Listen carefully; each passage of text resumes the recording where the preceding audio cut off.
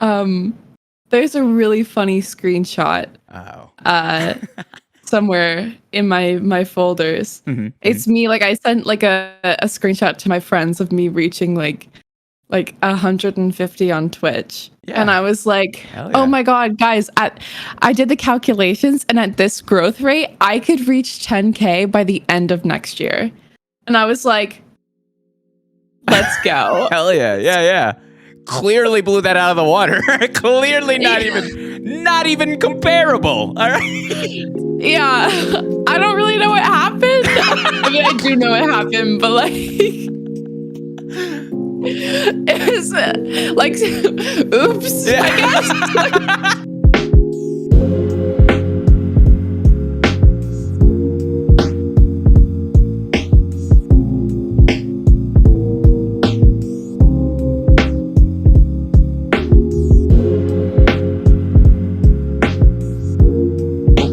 Ladies and gentlemen, the one and only Snifferish. Sniffer, how you doing? I'm good. I'm happy to be here. Nice. I was a little worried for a second. I was like, I kind of forgot, but that's because I have no sense of time. In my brain, it's still July. Yeah. So Sniff, it's totally fine. All right. I knew I was gonna send multiple reminders. It's what we always do. But I'm so glad to have you here today to celebrate your life as a creator, man. It's awesome. First and foremost, what have you been up to today? oh, I was I was technically sick today. I was What? I was supposed to go to school. I was like, my college classes, and I woke up to this morning, and I felt like shit. Yeah. I was like, I'm gonna take the day off, and then I was feeling better. So like, Yeah. don't worry, you're not like Okay. you're not like forcing a sick person to do interview.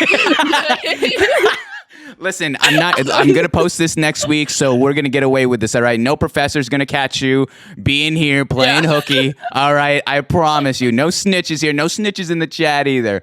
But I appreciate you being, taking time and taking the energy to be a part of this show. Thank you so much, Sniff. That's awesome. No problem. Like I said, I genuinely feel better. So Okay. it's okay. Okay. Awesome. Dang. But if you ask me what I did today, I laid down. That's what I did. Honestly, same here. Oddly enough, and I'm not even sick. So this is just... Sometimes you just need one of those days where you just lay down and do nothing. Yeah, I just want to be a piece of toast. Like, I just want to lay there and just see what happens. Like, all right, it's a lazy day, but I'm glad to have you here.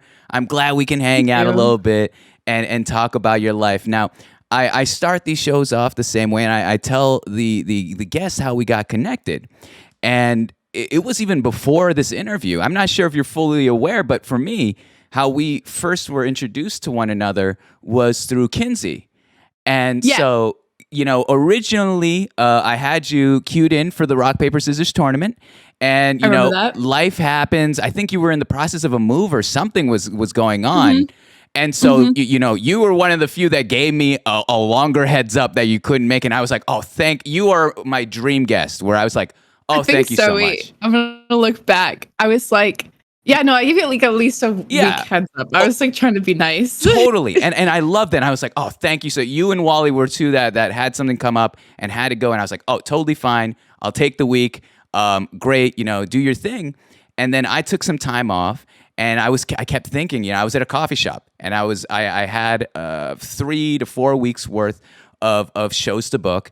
And I knew in my heart, I was like, all right, the person I want when I come back, I need to have Sniffer. I know Kinsey kept talking to me about you.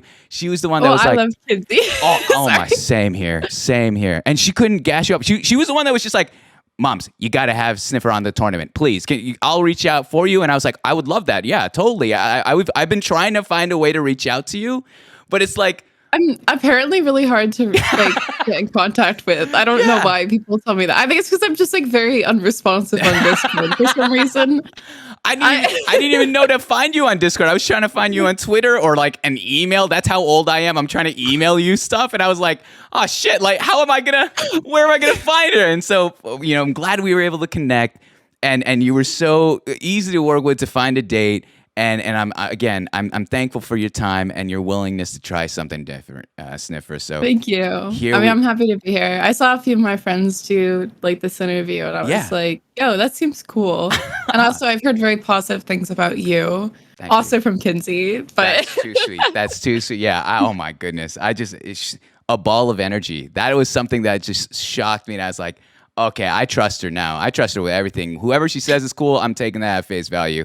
That's fine. She's been telling me all these amazing creators, and I've been checking them out. And you're one of them. I'm like, hell yeah, let's do this. Let's talk. So, Sniffer, let's begin this story as we've always, and it's at the top. All right. I want to ask you this. I'm going to talk about your life here on Twitch and in content creation. So before you were even a streamer, if that applies, how long have you had your Twitch account in general? So I just checked actually because I didn't even know myself. Yeah. Apparently, my account has been a thing since 2017. What? I admittedly never watched Twitch. Okay.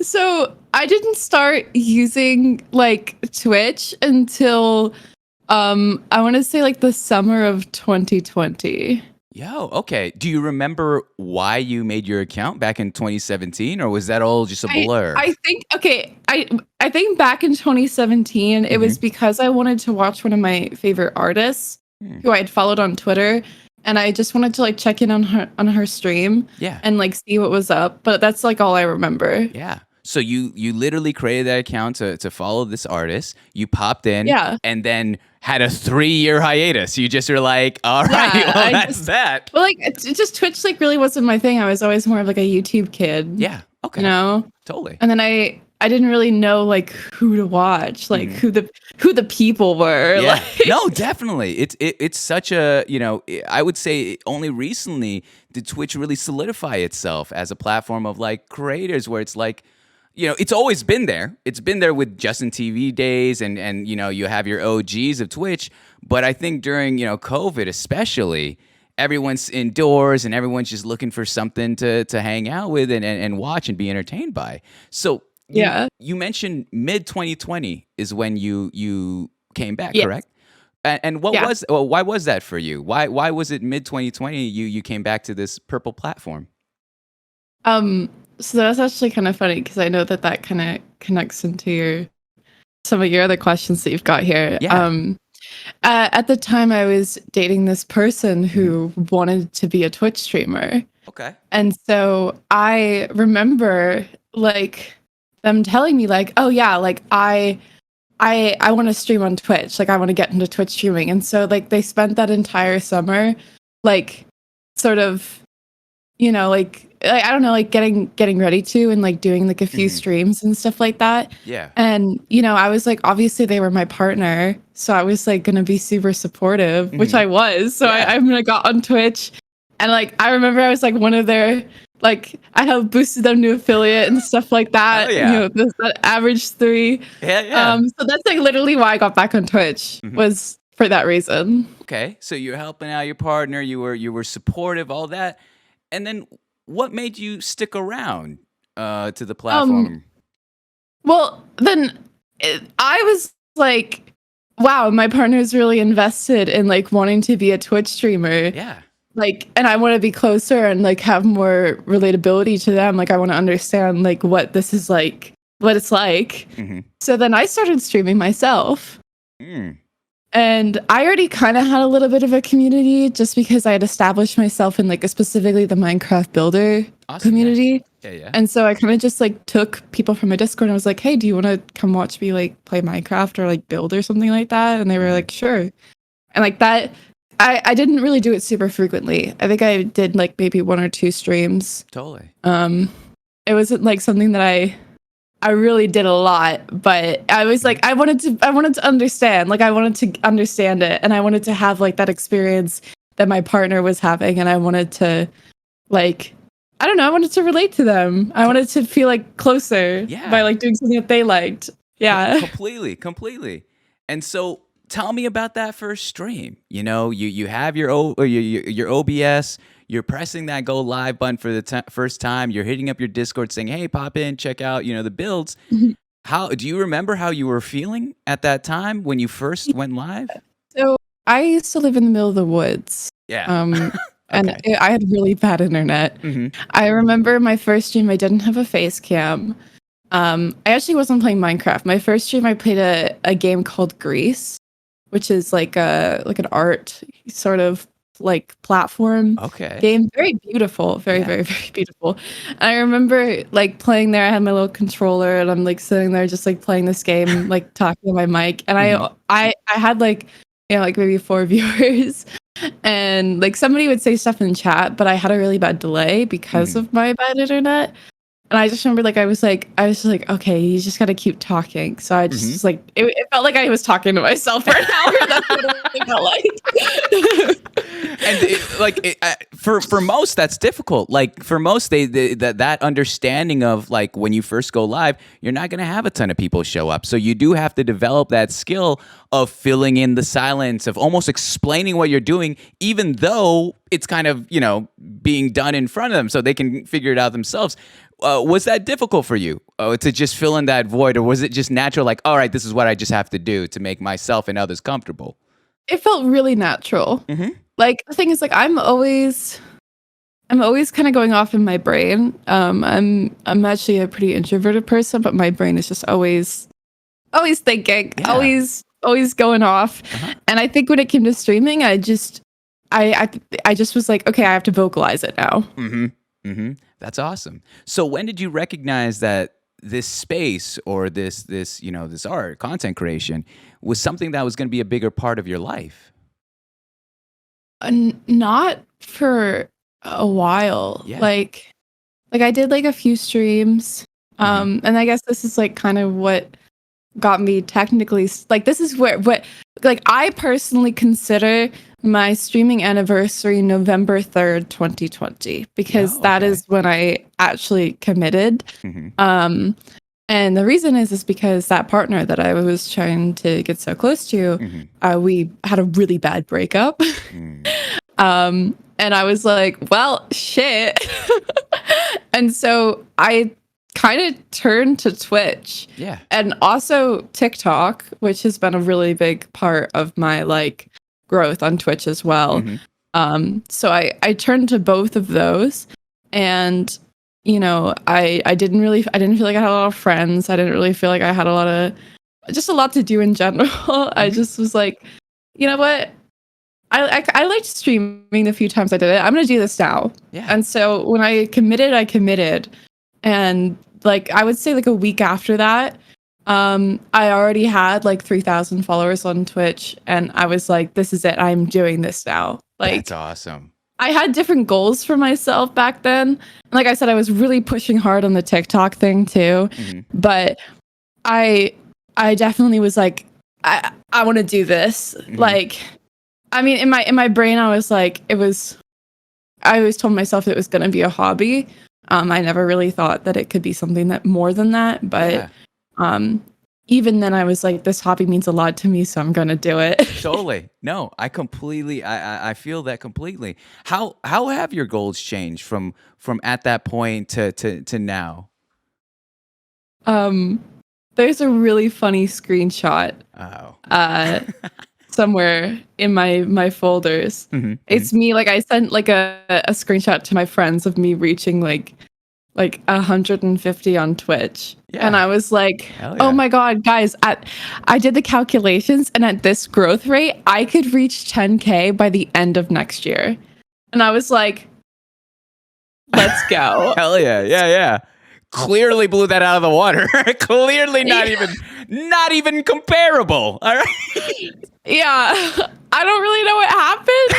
I mean, I do know what happened, but like it was like oops, Yeah. I guess. You slipped into this? I guess now that it's here. That's what I always say, is like I always tell people I kind of like accidentally became a Twitch streamer, because Yeah. like I never like it like I said, like it was just something I never like had. Like my partner, they had that drive that like they were just like, oh, I'm gonna be a Twitch streamer, and I just was like, I'm gonna be a Twitch streamer.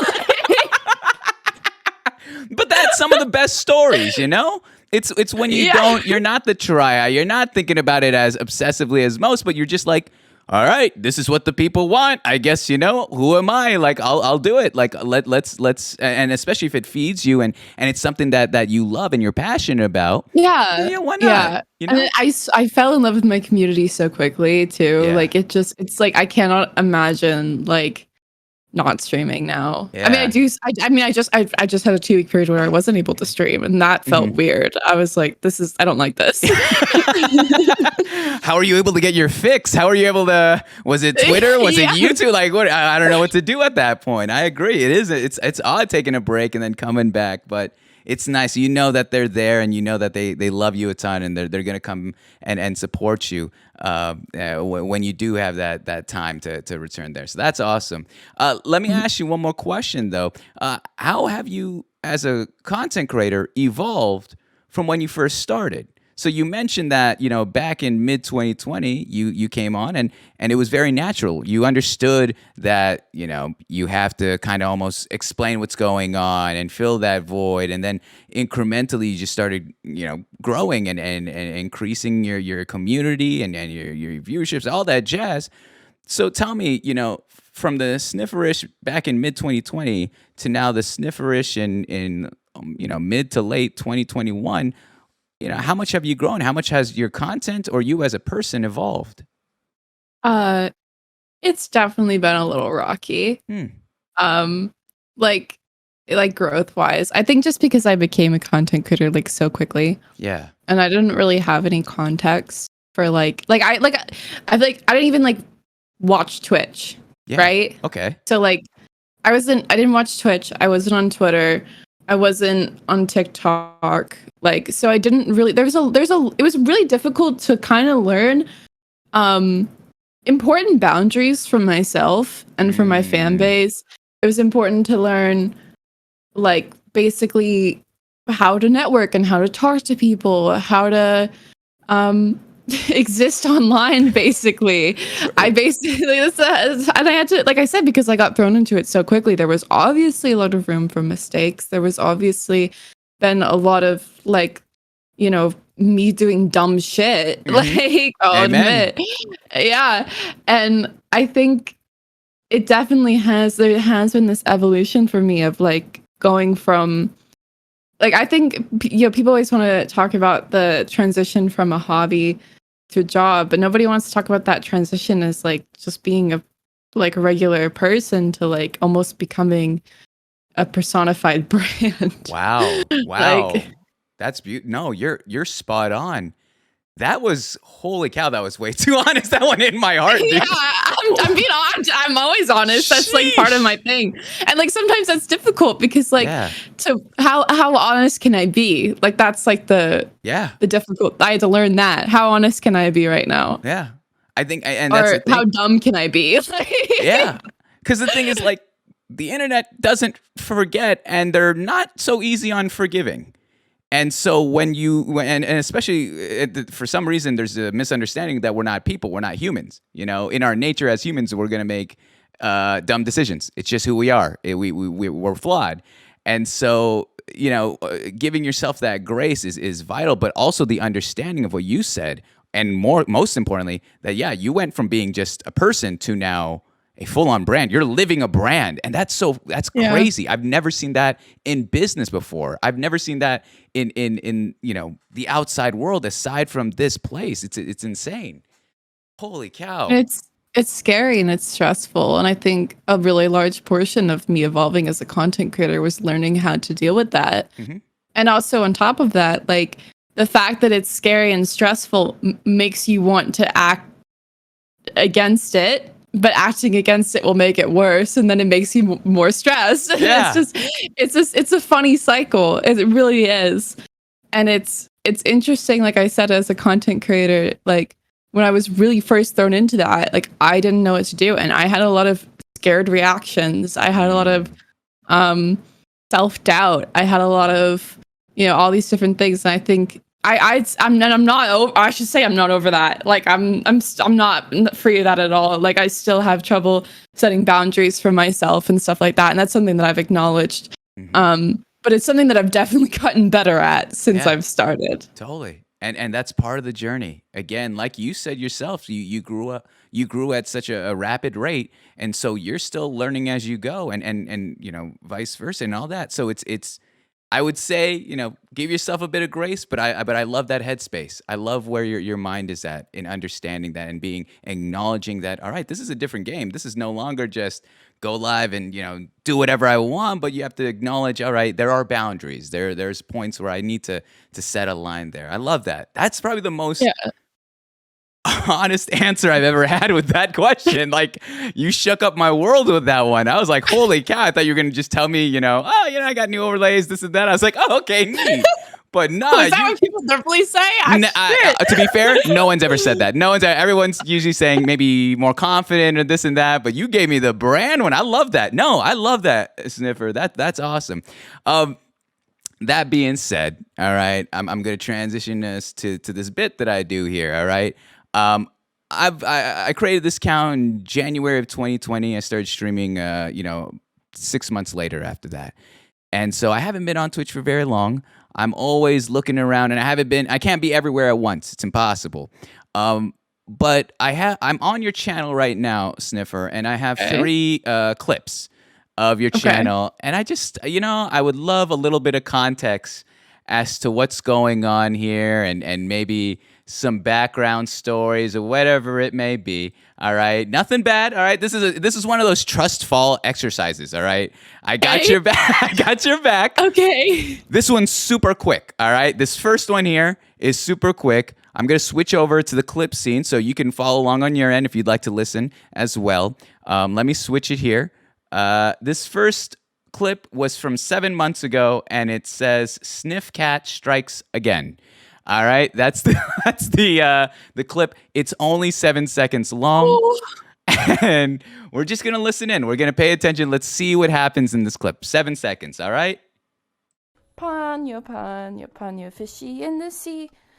Ow!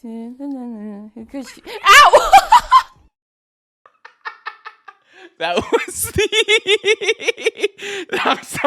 I'm sorry. Tell me, first of all, cutest kitty. This was such a moment. I watched this at least 5 times, and I'm surprised it's not a TikTok yet. All right. If it is, I'm missing out. But such a cute moment. And then in a second, just didn't like the tone of the song. I don't know what it was. Came to attack you. Tell me about your kitty, your pet kitty, the history. Tell me how involved in the community. Tell me about your cat. This is so sad. Oh my god. So that's Ponyo. Mm-hmm. I got Ponyo a month before I started streaming. She was very heavy into my community. We had Twitch emotes for her. Yeah. We had a channel in my Discord where I would send photos of her all the time. She was very, very lovey. She loved to crawl up on my shoulders and like around here, and I have like plenty of photos. Yeah, no, she was personality. That's what she was. She passed away though in April. No. Yeah, she was just a kitten, but it was an accident, and it actually really hit my community really hard. Wow. Like, it's actually probably my most. I made a tweet about it. I was like, "Hey guys, sorry, my cat died."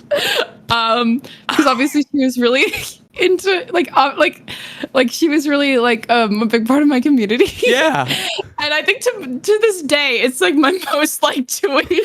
Oh my god! I'm sorry, I'm laughing. This is just like what this have is how I done? I deal with it. I'm over here showing one of the cutest moments, and I do not know this backstory. First off, R.I.P. Ponyo. All right, we're gonna dedicate this episode to her. All right, but second, what a moment still. Like, it's still so adorable. Yeah. I love. No, it's like, honestly, this made me happy. Like, I completely forgot about this. Like, oh my gosh. It's stuff like this. I just love it so much because, again, it's not planned. It's something live. You have to react to it. Well, I don't think you would have purposely done that if you knew. No. If I knew, I would have felt terrible. But this is like, honestly, I still like love it. literally, it's been so long now. I'm like, Yeah. I'm not. Yeah, we like. I'm more of an honor and celebrate person Yeah. than like grieve and be sad. So Well, there you go. We got to keep this clip alive then, all right? We got to keep this clip alive forever yeah, my cat knowing. eating my face. Honestly, fast reaction too. She got the fang on your cheek. I was like, damn. Like she just went from like being really cute and like just like to just muck mucking on my face. I was not prepared. This is the thing. Like, dogs are like, they want, like, they'll look to us for love, but for cats, it's like we look to cats for love, but we have to earn it, you know? And this is the perfect example of that, where you're cuddling up, you're singing a full length song, and it didn't matter. It wasn't enough. I love it. I love that. R.I.P. Ponyo right there. All right, that's the first clip. All right, easy there, Okay. easy there. The second one. What do we got next? Second one's I'm from ready. 2 months ago. All right, and Oh, no. we're going from one pet to another, because it looks like you're looking at some VODs here, some videos. We'll just take a listen. We'll take this in. It's 41 seconds long. Let's give it a listen here, all right? So I went to this I know it's cheese earlier, but I didn't know what kind of cheese to get. I mean, they had all kinds of cheese. They had Swiss cheese, American cheese, Gouda cheese, cheddar cheese. There's so much cheese. 2 trucks? More likely than you think. I know I shouldn't have laughed at that, and that counts as a life, and we're down. But y'all don't understand. My dog is the same way. He looks at me. He's like. First off, the ending of the clip already is chaos. So what we get as a full thing was insanity. Tell me, Sniffer, what the hell is going on in here? That was it. That we were doing a media show. Do not laugh. But also, I was wearing a tuxedo, but like not a tuxedo. I was like I don't know if I'm wearing like a suit jacket and a corset. Yeah. It was like a sub goal for my chat, and I was like. Because I don't know, my chat really likes it when I wear guys' clothes. So I was sorry, random fact, I guess. Good to know. Good to know. You know, my chat also really likes my facial like expressions. Yeah. Like, I mean, you can just tell from the one you got paused there. Hilarious. That's so like I was doing a do not laugh, and I don't know why, but this clip always gets me of just the dog going. So like, Naming cheese. I don't know. Like, it's so stupid. Like, it's not funny, but it is. Tell us this, Sniffer. What is your kryptonite for these you laugh, you lose kind of games? All right, we got this one where it's the dog reaction. What else will just get you every time? It's something that's just it's your kryptonite. It's your weakness. Oh my gosh! Wait, can I like actually send you a video? Sure. DM it to me on Twitter, and we could. Yeah. Okay. Wait, I'm gonna look it up. I'm gonna grab it real quick. Of course. Because this is also what I always donate, like, to people. Okay. When I'm doing the do not laughs, but it always gets me. I don't know why. Probably just because of like the silliness I have associated with it. Okay, wait, let me like message you on Twitter real quick. I feel like the chat needs to see this. We're gonna show you exactly. If ever Sniffer were to do another you laugh, you lose challenge, this is the ticket. All right, I'm giving you guys some gold right here. Okay, what is going on here? What is this? Hold on. I'm so sorry. I'm gonna move it to this main screen. 23 seconds on the clock. Let's give it a listen. Hello, kitten. It appears to me that you haven't been on Discord very recently. Daddy is getting displeased. I would appreciate a message if possible.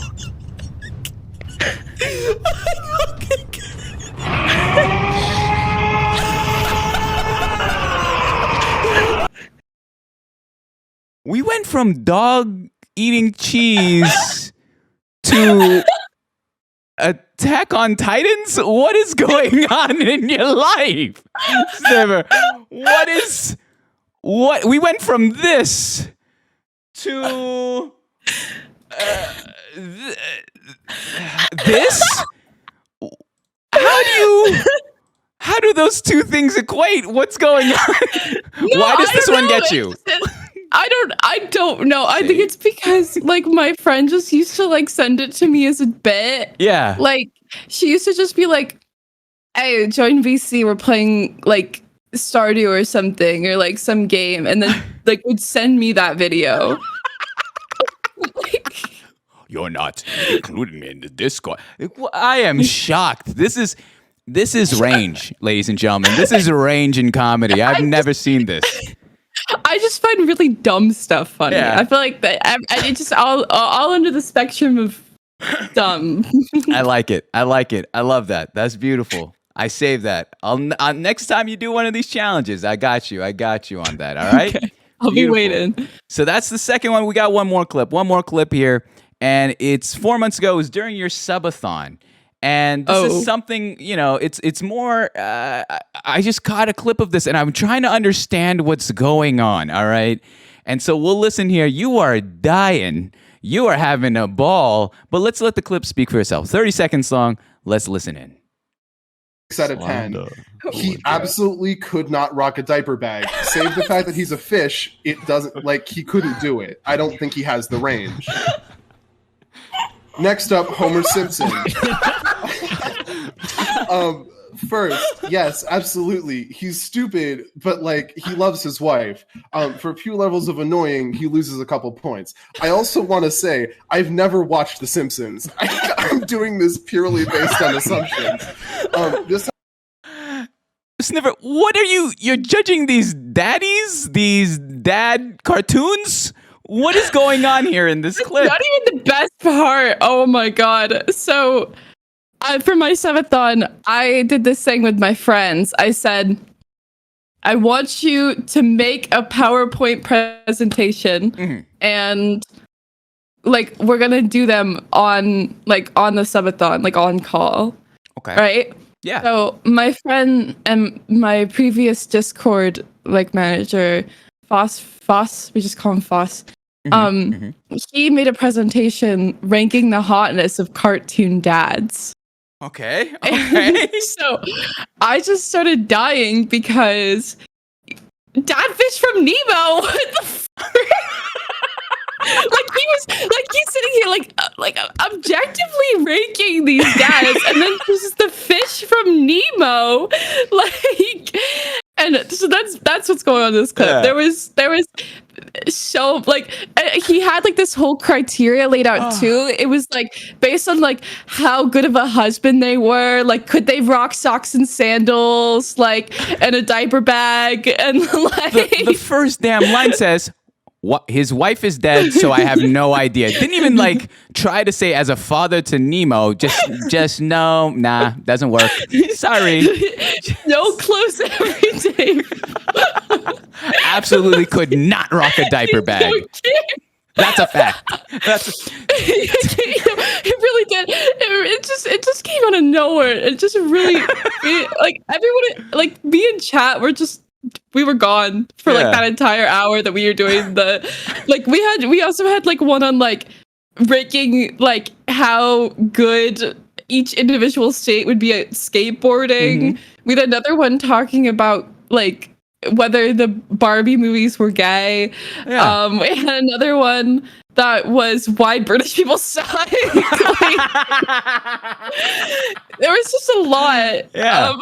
What the heck? I have to ask you this though, Sniffer. If you were to do this list, who was your number one? What is the cartoon dad that's number one in your mind? Oh my gosh, I'm trying to remember all of the ones that he had. Yeah, I mean, some things that I could even think is like, he had Homer, he had Nemo's dad. He had Homer, he had Nemo. I really don't remember. I feel like if I remember correctly, I think he had the dad from Inside Out, and like I'm here for that. I hear that a lot. So like, yeah. Yeah, fair play. Yeah.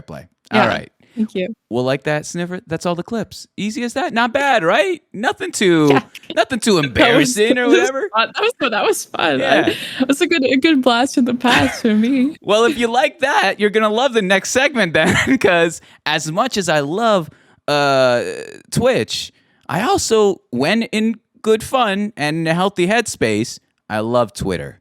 And so I have 3 of your tweets here that I just want to talk about. Sniffer, why are you saying that? It's public information. It's public information. Well, first things first, I have all my tweets from before I was a content creator wiped because True, fair. I said dumb stuff. Fair. Like by that I mean tweeting out, OMG guys, it's so hot today. What how is that useful information to anybody? I don't know. I tweeted like a freaking Facebook mom. But anyways, I'm very curious to see what some of these are because I used to tweet on my main quite a bit. Yeah. Back in the day. Oh, don't worry, I didn't go too far. All right, I did go far to look and see what I had, but I was like, all right, let's go with some of the more recent, so you'll remember some of them. But this first tweet, we only have 3. All right, I promise. It's a rule of 3 in comedy. You tweeted this July 12th, 2021 at 2:51 p.m. All right, and I'll drag it over right now, and it's only 2 words. It just says VidCon at Tubbo Live, and it is a photo of an iCarly scene here. It looks like iCarly and someone, I forgot, is Victoria Justice maybe? And they're wow, I don't know why I know that. I don't know why I know this. No, I'm proud of you for knowing that. Thank you. But they're going toe to toe, and I know that VidCon's not happening anymore because of COVID for this year. But why did you call out Tubbo like this? Why did you come for this British man over overseas? So the context for this was actually a stream. Mm-hmm. Tubbo was like hanging out with me on an SMP. Okay. And Tubbo asked if I was going to VidCon, and I said yes. And then I don't know, somehow it got deducted to us going to box at VidCon. Like you know, like Logan Paul style or whatever. Yeah. Like we're apparently Tubbo and I are boxing at VidCon. Like it's just gonna happen. Like Tubbo told me the other day that he bought the gloves. So the other day he said that? Yeah. This has been simmering in his mind for months. You posted this July. It's almost October. Yeah. We're serious about it, Damn. I guess. All right. I didn't think we were, but I guess we are. I mean, he bought the gloves. Like let me ask you this, Sniffer, though, all right? Tell me the truth. All right. You think you could take him? You think you got him on this? Well, it really depends because Tubbo is secretly a little built. Okay, but damn. I also used to box like when I was like 3 or 4 years ago. And if I wanted to get built, I could. So like, you know, I know how to do that. And I'm also taller than him. So I feel like that's all that matters. And you got the reach. That's a huge tail of the tape. The reach will help. Like I'll just I don't know. I'll just be cool. I'll just stand really tall and like he'll just piss his pants. That's how it works, right?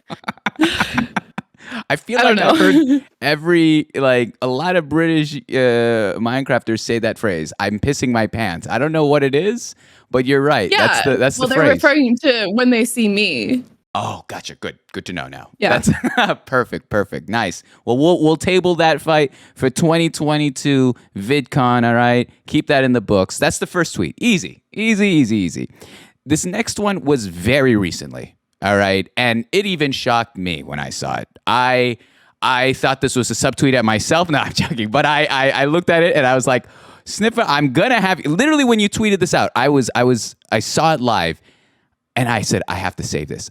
This has been in my bookmarks for a good while because I loved it from the moment I saw it. And I'll switch you over here. It says September 20th at 12:36 p.m.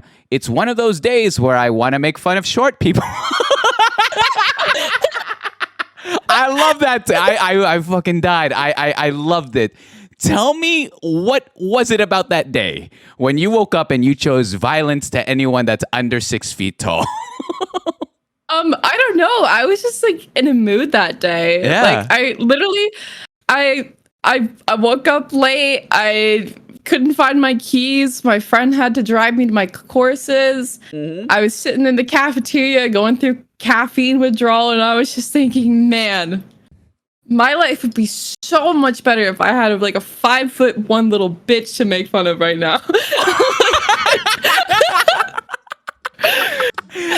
You know, that's not what I usually think when I'm having a cup of coffee. You know, that's not what I'm thinking. Jesus. And I could see you like you're fuming right now. You got your phone. Hold on, let me see. Yeah, you typed this on your iPhone. It says right there. It says typed on Twitter via iPhone. You're just like, damn it! It's one of those days, ladies and gentlemen. If you're short, don't even like the tweet. All right, because I'm coming for you.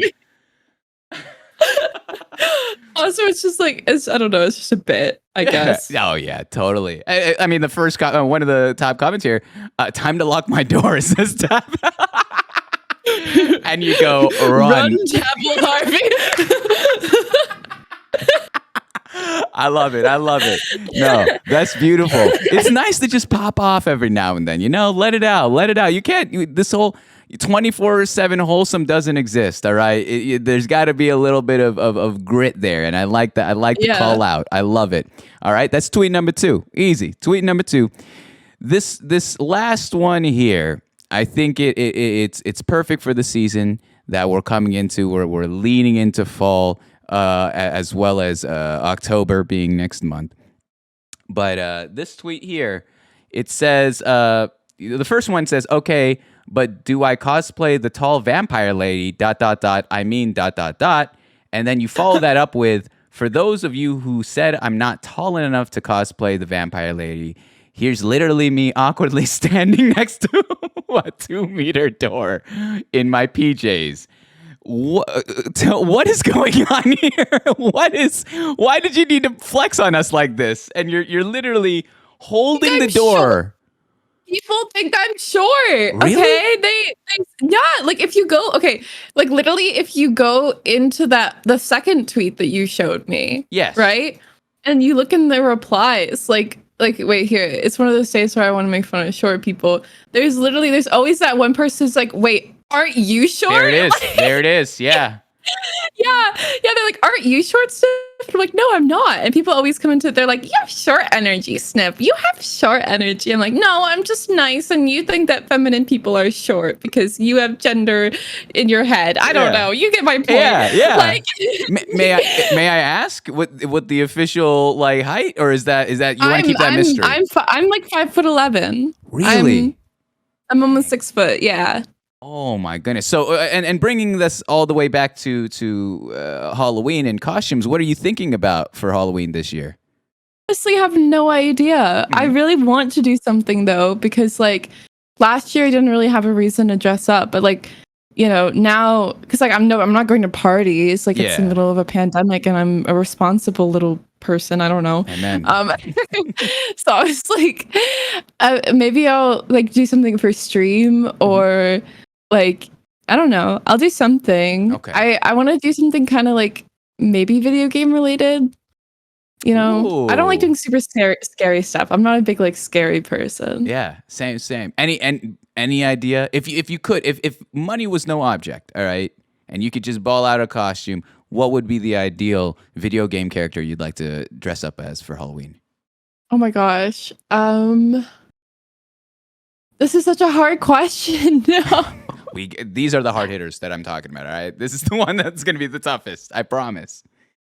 I literally don't know. Definitely Fair. like it maybe.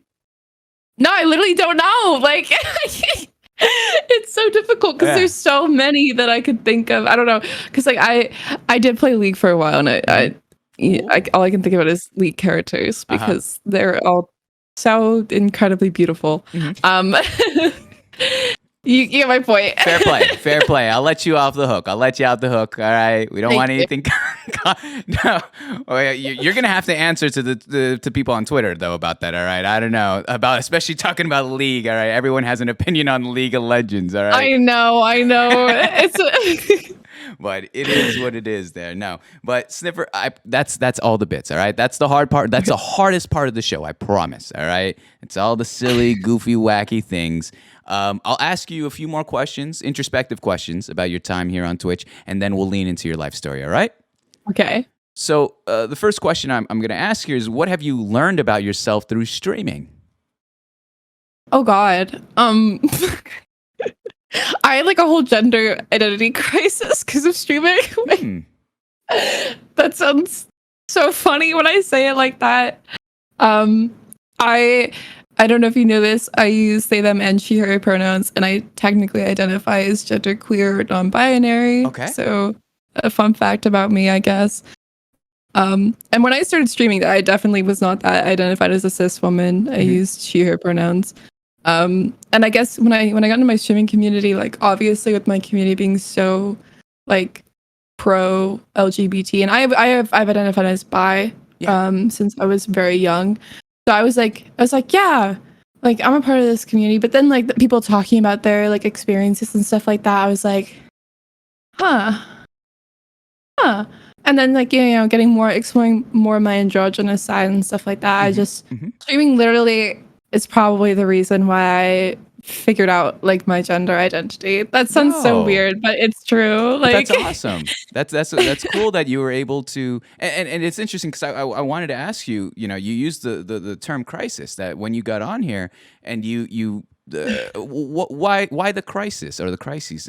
Well, I don't know, because there was just so many other people all of a sudden. Like I like it just being on like I wasn't really on the online in general like a lot beforehand, and now all of a sudden I was being like streaming forced me into this really large online world where there was a lot of things that maybe I didn't know about or I hadn't really thought about.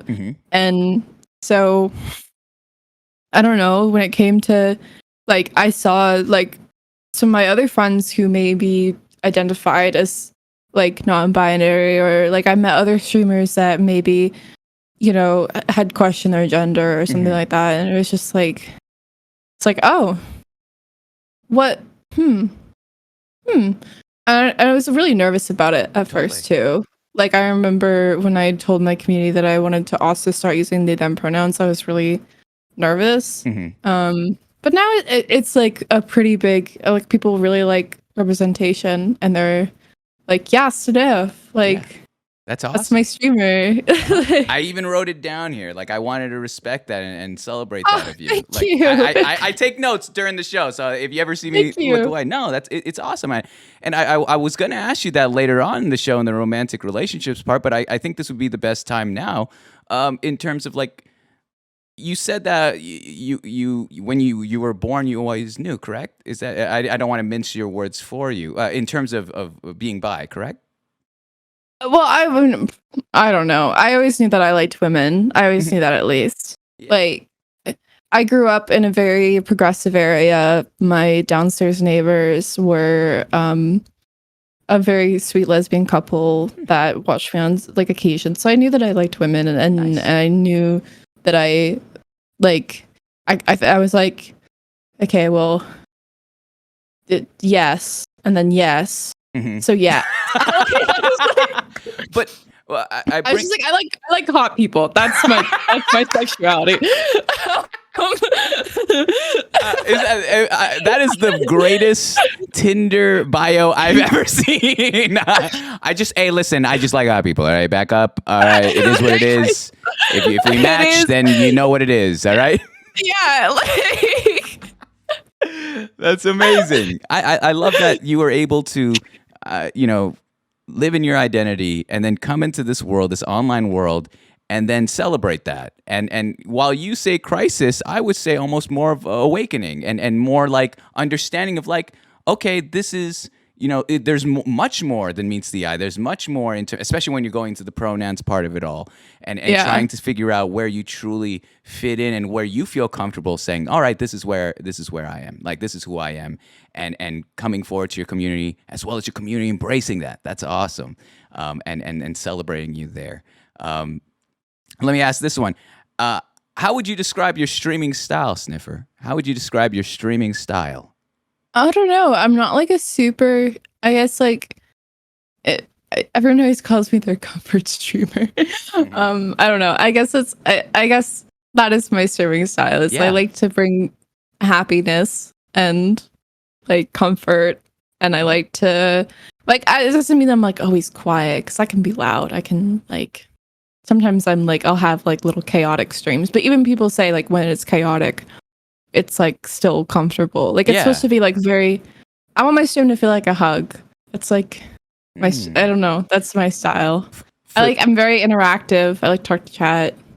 Yeah. I love that. For those that want to embody that same comfortable style, what kind of tips would you have for them? Is there anything that you do specifically that you're like, oh, we're leaning more into that cozy feeling? Is it the music? Is it the atmosphere? Is it the community? What attributes within your stream do you have there? I've thought about this a lot because I used to worry that like if I didn't do certain things in my stream, that it like wouldn't be comfortable and it wouldn't have those vibes. But as I've come to understand, especially from also meeting people that like try to do that like that comfort thing, but like it's like you just have to be genuine. Like that's it. Like if I'm being like it doesn't matter like what music I'm listening to or like what my volume level is at. As long as I'm being genuine, that's when people say that they feel comfortable. I love because like I said, I've seen those people that like try and mimic the whole like, oh my god, let me be your comfort streamer or whatever, and it doesn't work because they're trying to fit into this role that they can't fit in, and ingenuineness makes you can sense it and you don't feel comfortable. Yeah, it becomes So like that's. You gotta be yourself. If that's loud, that's loud. If that's sweet, it's sweet. If you're a mean person and you like to bully your fucking chat. I don't know. Amen. Not enough of that, in my opinion. Not enough. There's got to the streamer needs to a little bit, throw it back a little bit. All right, they can't keep taking it from, especially the mods. The mods are the biggest bullies, and then it's, oh my gosh, yes. I don't know what it is. Why is that the case? Maybe it's because they know too much. It's the intel. So they know where to get you. And they're too valuable. True. And they know it. True. Oh my goodness. Okay, I'm going to have to edit that part out. I hope none of the mods are listening to that. I think one of them is actually going to a wedding, so she won't know about that later on. She'll know about it in a week. But I love that. That's beautiful. Let's talk about your community a little bit, all right? Now that we've mentioned them, let's talk about your community. If I asked your community who you are, Sniffer, and I had no idea prior, what do you think they would say to me? All right, give me both the troll and the honest answer. So troll answer is what you think they'll say as a joke, and another one's like what you think they'll say if they were being serious for just a moment in their life. Well, there's so many. I'm thinking of the joke one right now, and there's so many different things because like it's gonna sound so bad when I say it. Go ahead. Like okay. So I'd like to preface this by saying that all of these are ironic and they will call me this because they know that it makes me angry. And so sometimes they'll go, oh, Sniff, my meow meow, my sniffy whiffy. Who called you this? This is your community? My community sometimes, because one time somebody donated to me and they were like, oh, Sniff, I love that your community is such a safe space for like LGBT people, uwu. And I was like, my community is a safe place for LGBT, but not people that say uwu. Get out of my chat. Timed out. And then my chat was like, oh, okay, we're gonna take that and run with it. So then, like, every now and then, they'll get started on this whole diffy, like, and that's like what they'll kind of make fun of me. Yeah. They'll be like, Sniffy, my comfy streamer, and then they'll do like the one pleading emoji or whatever, That's good. That's good stuff. Or they'll just call me mommy. It depends. Anyways, so when we're talking about what they seriously would say about me, I don't know. Normally they like to.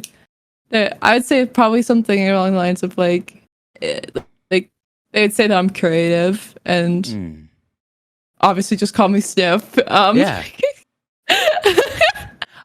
I Oh love. no, they're gonna. He started. Oh, they're going in. Sniffy. Professional builder, a good builder. Like I don't know. It's just like they'll just they like to poke at my my talents, and I like to not poke at my talent. I actually caught a little bit of that. I think you were doing a Bob Ross stream or a painting stream. That was beautiful. Where is that painting? The Bob Ross one? Yeah. I don't know. I did that as a bit. I do like actual paintings. Yeah. Like wait here. There's literally one next to me. I can Oh, like. please. I'd love to see it. It's covered in stuff.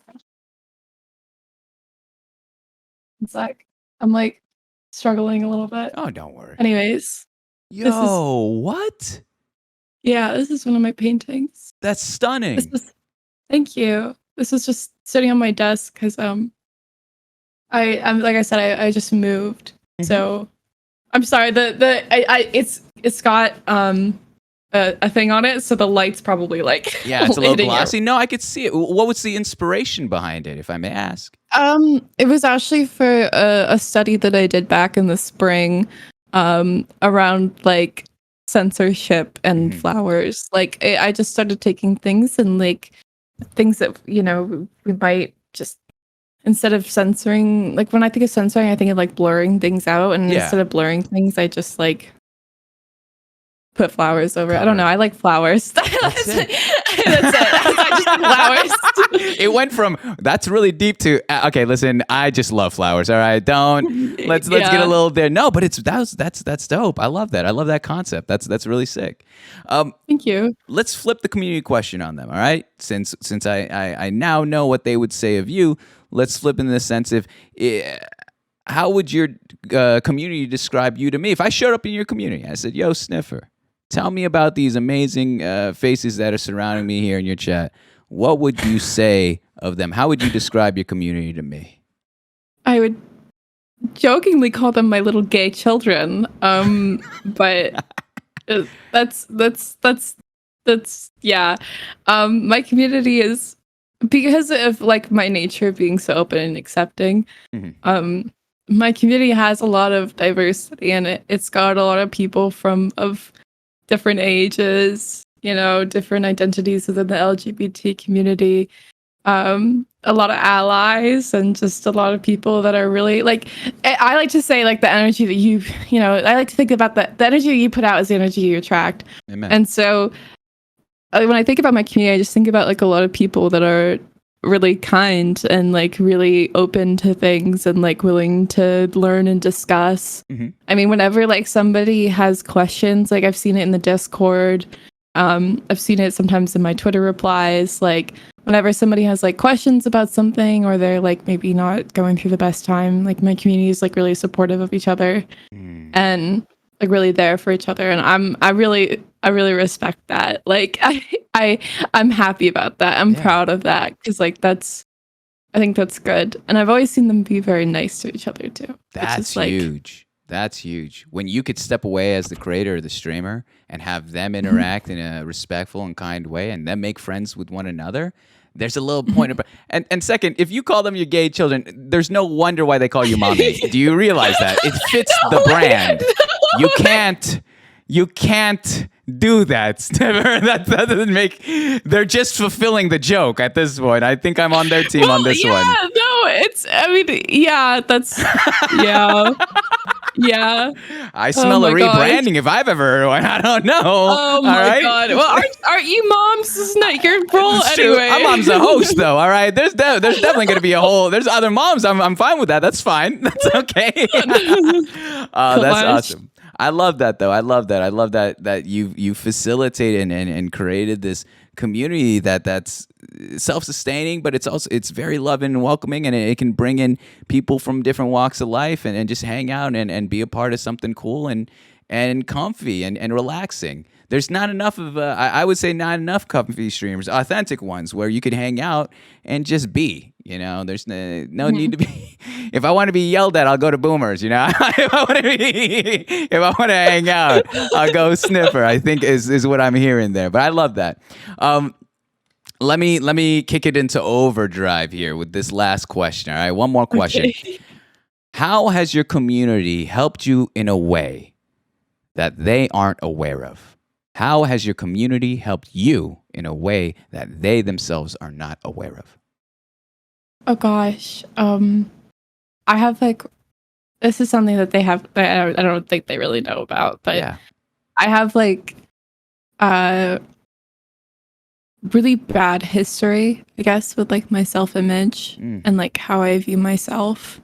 I had a history of an eating disorder, and I have body dysmorphia and all of these things, and I had a really difficult time, I guess being perceived. Well, that's the only way to put it. Yeah. It's I had a really difficult time, I was worried that if I didn't look a certain way and I was on Twitch, that I would get bullied or whatever. And so my community has really helped me in that, they've always nobody's a bigger hype man than my entire community. I'll literally wear the stupidest stuff and they'll be like, Snifferish, and they'll say they always give me genuine compliments. It's not oh, you're so pretty. It's oh, Sniff, your hair is, I love your hair texture or something like that. Something that Wow. They're just, I don't know. It's just something nice. They always find small stuff and they actually mean it. And I think it has made me come to terms a lot with how I am and how I look. And I'm oh, thank you. And I definitely have noticed a huge confidence boost specifically around appearances when it comes to that. And I think a lot of that is because of my community and because of how I don't know, I was worried about a shutdown and I got the complete opposite of that. Wow. That's awesome. That's so cool. And from a streamer standpoint, we're able to see how thankful our community is. We see the words of affirmation, the support, whether you want to look at it from a metric standpoint or them engaging with your stuff on Twitter and Twitch and all that. But having them know that this is a two-way street. As much as we are giving ourselves to the people and trying to be entertaining and trying to create a space that's safe and loving, they themselves are giving us that energy, that affirmation that we need in our lives to continuously wake up and build ourselves up and go live and believe in ourselves and see the beauty in ourselves. So that's so cool. I'm glad that you were able to share that with them. I'm glad that they're able to know that about you. That's so dope. Yeah. Yeah. And just like that, that's the first part of the show, Sniffer. It's easy. It's breezy, It's Yeah. nothing too tough here, I promise. Before we get started with the next part, do you have to use the restroom at all? Do you need any water, anything? Yeah, I'm actually gonna quickly go get some water to fill my take your little time. mason jar. Take your time. Okay. You can just look at my random rocks in the background. Of course. I love it. I like the lamp. That lamp, I feel like I had that. Guys, ladies and gentlemen, thank you so much for being here tonight, for joining me here with this interview of Snifferish's life, both online and off, on Inside the Streamer Studio. I'm having a ton of fun. I hope you all are too. I appreciate it so much, man. Again, if you missed any part in the beginning or aren't able to make it to the end, make sure to check out this VOD on YouTube. Go ahead. I'll put that in the chat for you. Make it easier on your life. There you are. As well as any updates, check that out on Twitter. All right.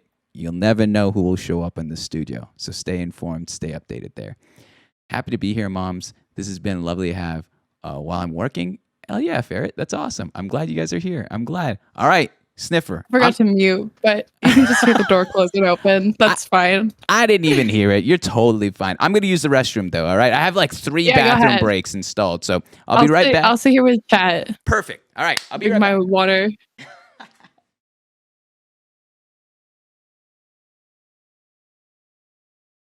Hi, Jack. I don't know what that's. That was so awkward. I'm sorry. Oh my gosh. I've loved your little comments. I have been reading them. Mom's just like, don't engage chat. Like, just do the interview. And I was like, my instincts, though. my instincts, my streamer instincts. But no, it's okay. I'm very excited. I've actually enjoyed this. I always try to be very genuine and share with you guys, like, and other people about me, but I do like interview too, because it's just like not my space. This is mom's space, and like now I get to, be myself, and I don't know. I think it's cool. Yeah, that's my little spiel. My little spiel. Also, he said like my lamp. It's a fancy lamp. I bought that for $3 at Goodwill. I took it home. I gave her a little wee bath. I had a little scrubber. It's like, man, this is a stained glass lamp. I want this. Tiffany style lamps. Literally, I was like, I want this. This is mine now. I'm taking it, and I gave it a little bath, and I put it next to my bed for a little reading light. It's great. I love it. Yep. Look, you living with the grandma bedding.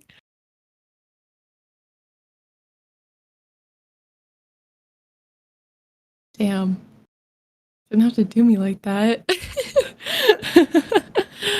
Can you see my cat though? Is she like in the background? I don't think so. That's so sad. Yeah, she's just frame. I'm sure moms would have loved to see the cat. Yep. That's all I can think about. It's very cute. Thank you. Thank you. Cat? Yes. She's sleeping. I would grab her and like show you guys, but she's sleeping, and I don't want to disturb you don't disturb sleeping cats. Like, that's against the rules of life. That's against cat rules, you know? Yeah. If you don't know, then you should know. Mhm. No offense to oh, never mind, he's right there. What did you say? What did you say? Oh, no. I heard no offense. What? What is this? No. Hit me with it. Hit me with it, Sniffer. I can't start the show. I can't start the next part without this. I was gonna say no offense to moms, but he needs to learn how to speed run pissing. Okay. All right. Okay. I want to wash my hands. Look. I have my chat time me. Okay. What's the fastest? Did you wash your hands too? Can I be fair in this? I always wash my hands, and if not, I have like a little bottle of hand sanitizer in my rooms, like in my bathroom as well, so I don't like spend like too much time like in case like I'm streaming, because I don't want to be away from stream. Like it gives me anxiety. I'm like, oh my god, people are gonna leave. Like, so. To be fair, like sometimes I strategically take a little of the time because I know how much everyone wants to talk and this and that. So I'm like, little breaks. I've done this 110 times, Sniffer. You get like. This is now clockwork. It's weird. It's like a machine now. It goes on my brain. But I appreciate it. Yeah, honestly, same. I have a bottle of hand sanitizer on me, but no one will believe me. It's funnier when everyone's just like, he's got pee-pee fingers and he's now trying to interview.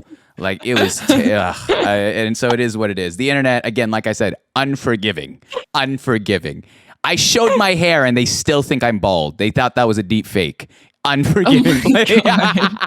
Unforgiving play. But all right, Sniffer, we're gonna go into the heart of the show. This is why I've done what I do for over 110 times now, and it is the life story part of the show. Now, before we get started, I want to say this to you, as well as to all those that are watching live on Twitch or watching on YouTube or listening on Spotify in the future.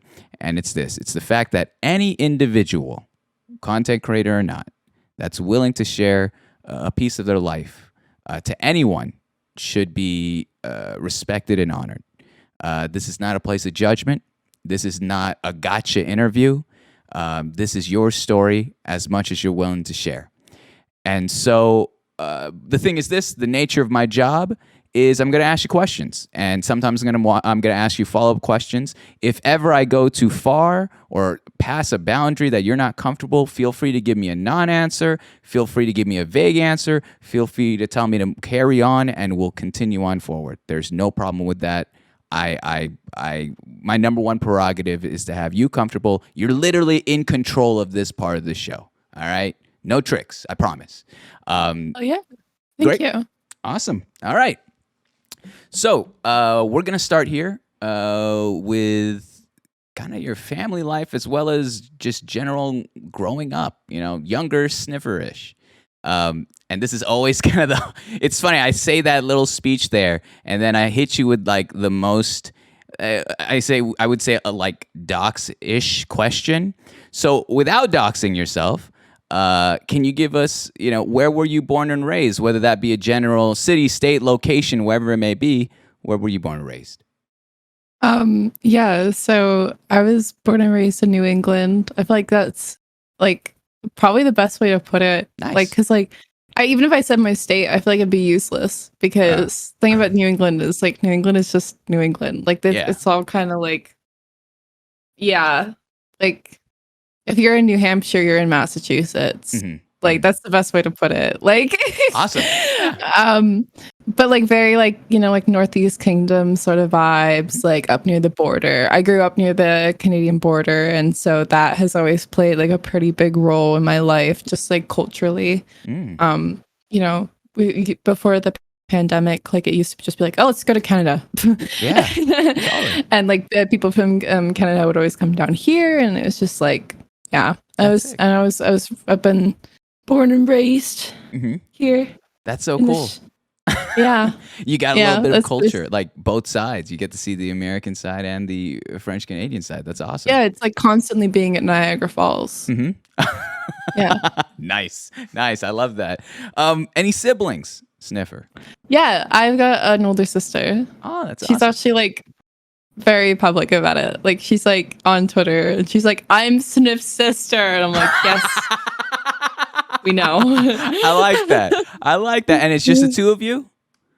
Yes. That's it's just us two. Tell me the dynamic between you and your sister, especially growing up. What was it like? So one thing I should clarify, she's 5 years older than I am. Okay.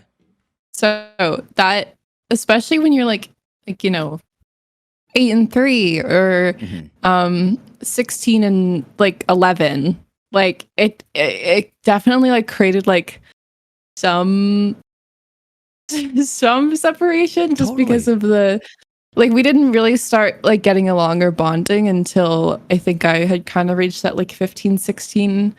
Like we definitely got along and bonded, but we didn't really start like hanging out and like becoming friends like we are. Because I would say like I'm friends with my sister. Yeah. If that's weird to say. No.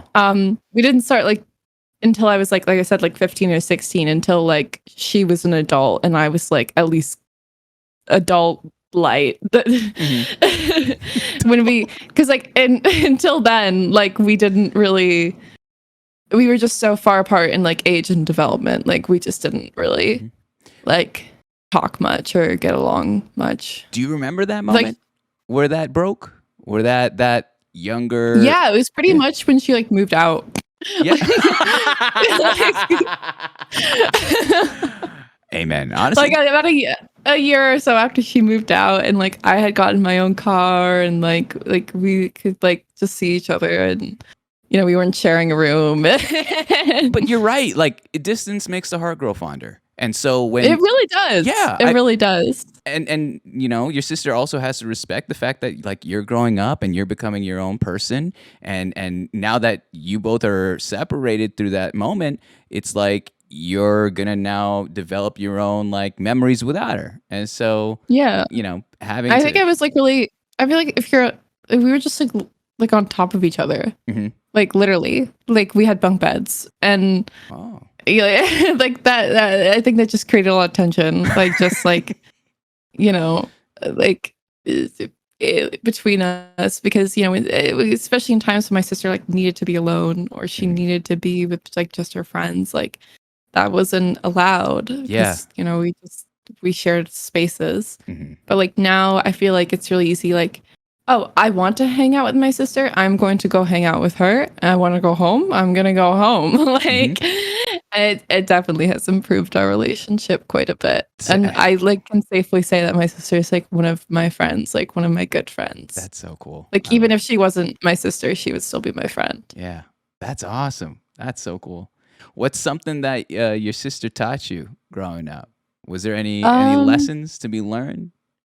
I mean, I don't know, like I said, like the age difference kind of put us off from each other for quite a bit, Mhm. but I definitely would say like I definitely got my love for art from her, I think. Wow.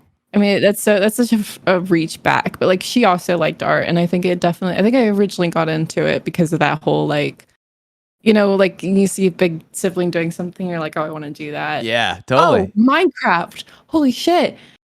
I would have never played Minecraft if it wasn't for my sister. Whoa. I just realized that.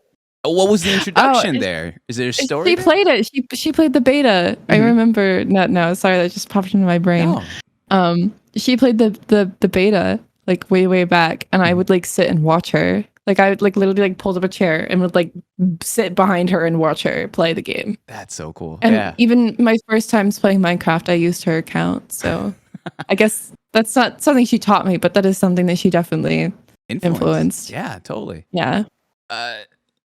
Looking now, your sister's one of your friends' biggest supporters there. Tell me, what was the conversation like when you first told your sister, "Hey, I stream on Twitch. I'm now this person here online on the internet." I mean, she kind of like knew about my TikTok account, and she like kind of knew about me streaming on Twitch because she wanted to be involved. Like she wanted to like help me and like, support me. So it was never like a big conversation like that. Like it was like she would get more excited about my milestones than I would. Like, she'd be like, "Oh my god, you reached 10K on TikTok. Look, and she's like sending me screenshots, and I'm like, "Yeah, I know." Yeah, it's part of the thing, but that's awesome. I love that. How about your parents? Tell me about your parents. Your relationship with them. It's a little odd, I'll be honest. Yeah. My parents. First of all, I should say that my parents are both gamers. Like that kind of people are always like, "Oh my god, gamer parents." No, I'm serious. Like my mom was playing. Almost been playing WoW since 2003, and she plays a lot of other games. She played through The Last of Us 2 like 3 times for some reason. Same with my dad. My dad's like leaderboard Diablo type beat. I like it. I love Diablo. Oh my goodness, that's so cool. My parents were divorced, and I didn't live with my dad for the past 5 years. It really was nothing against him. Like I've got pretty good. Like I would say that I have a pretty decent relationship with both my parents. I'm just a very independent person, like naturally, I think, and so,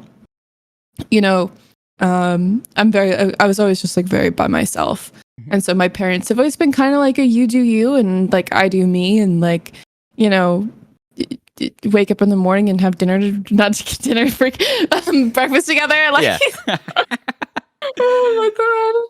Oh. It's just like we're just chill like that. And they were like they don't really I don't think they understand the Twitch thing entirely, but they also do because they have been on the internet for a while and they've been gamers for a while. Yeah. They're definitely very proud. they're and like I said, they are supportive. And they're also like, yeah, woo, it's like so... support yourself. Like I don't have to pay for your food. Amen. Like yeah. get out of my basement now. Thank you. It's crazy because it's like when you are telling me about your parents there, it's like video games is coursing through, like this whole what you're doing now is coursing through your veins. It's like this was for you, and then knowing that like your sister inspired your kind of, or at least like got you into Minecraft to some degree. That's crazy to see the trajectory of all those things culminating to where you are today. Of course, being independent and saying like, oh, okay, I'm gonna take these attributes and build what I have now. That's really awesome. Yeah, I was like, and it also definitely like I matured really quickly when I was a kid, and like I always people always get freaked out when I tell them. I played Fallout New Vegas like a year after it came out What? in 2012. Really? I was 8. Yes, That's I didn't even. I could not even. I was 8 fathom years that. old. I was that's the type of like because my parents were gamers, they were Mhm. introducing me to these games. Like I sat and I watched like, and when I was too young to play games, I was sitting behind my like parents or my sister watching them play games. Wow. Like I remember watching my dad play like BioShock Mm. and Torchlight and like all these different other games, and yeah, it was just That's so cool, it though. was I love that. I love that this has been so ingrained in your life, that these are little moments. This is the quality time spending together. You don't even have to be playing. It's just being in each other's presence and enjoying the story yes. unfold in front of you. That's so cool.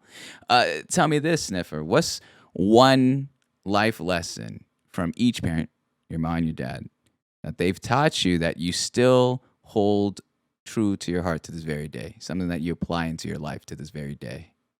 Oh gosh. So for my dad, it definitely would be like I guess like just like we work hard, like to work hard. I remember in first grade, we used to get these weekly little like vocab sheets.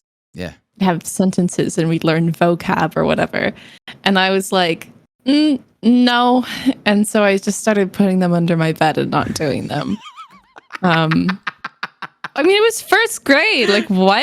I'm 6. I don't need homework. Did they ever find it? Did they ever find the stack? Well, that's what happened is my dad found the stack and he was like, bro, what the frick? Like, and so, you know, I was like, I don't know. And my dad was like, no, like, this is not how we do things. Like, we do our work. We do our share. Like you.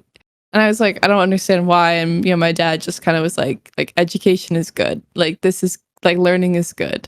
Yeah. And so for the next week, my dad made me sit down and do every single one of them. And I brought it to my teacher in like a giant folder. And she was like, these were optional.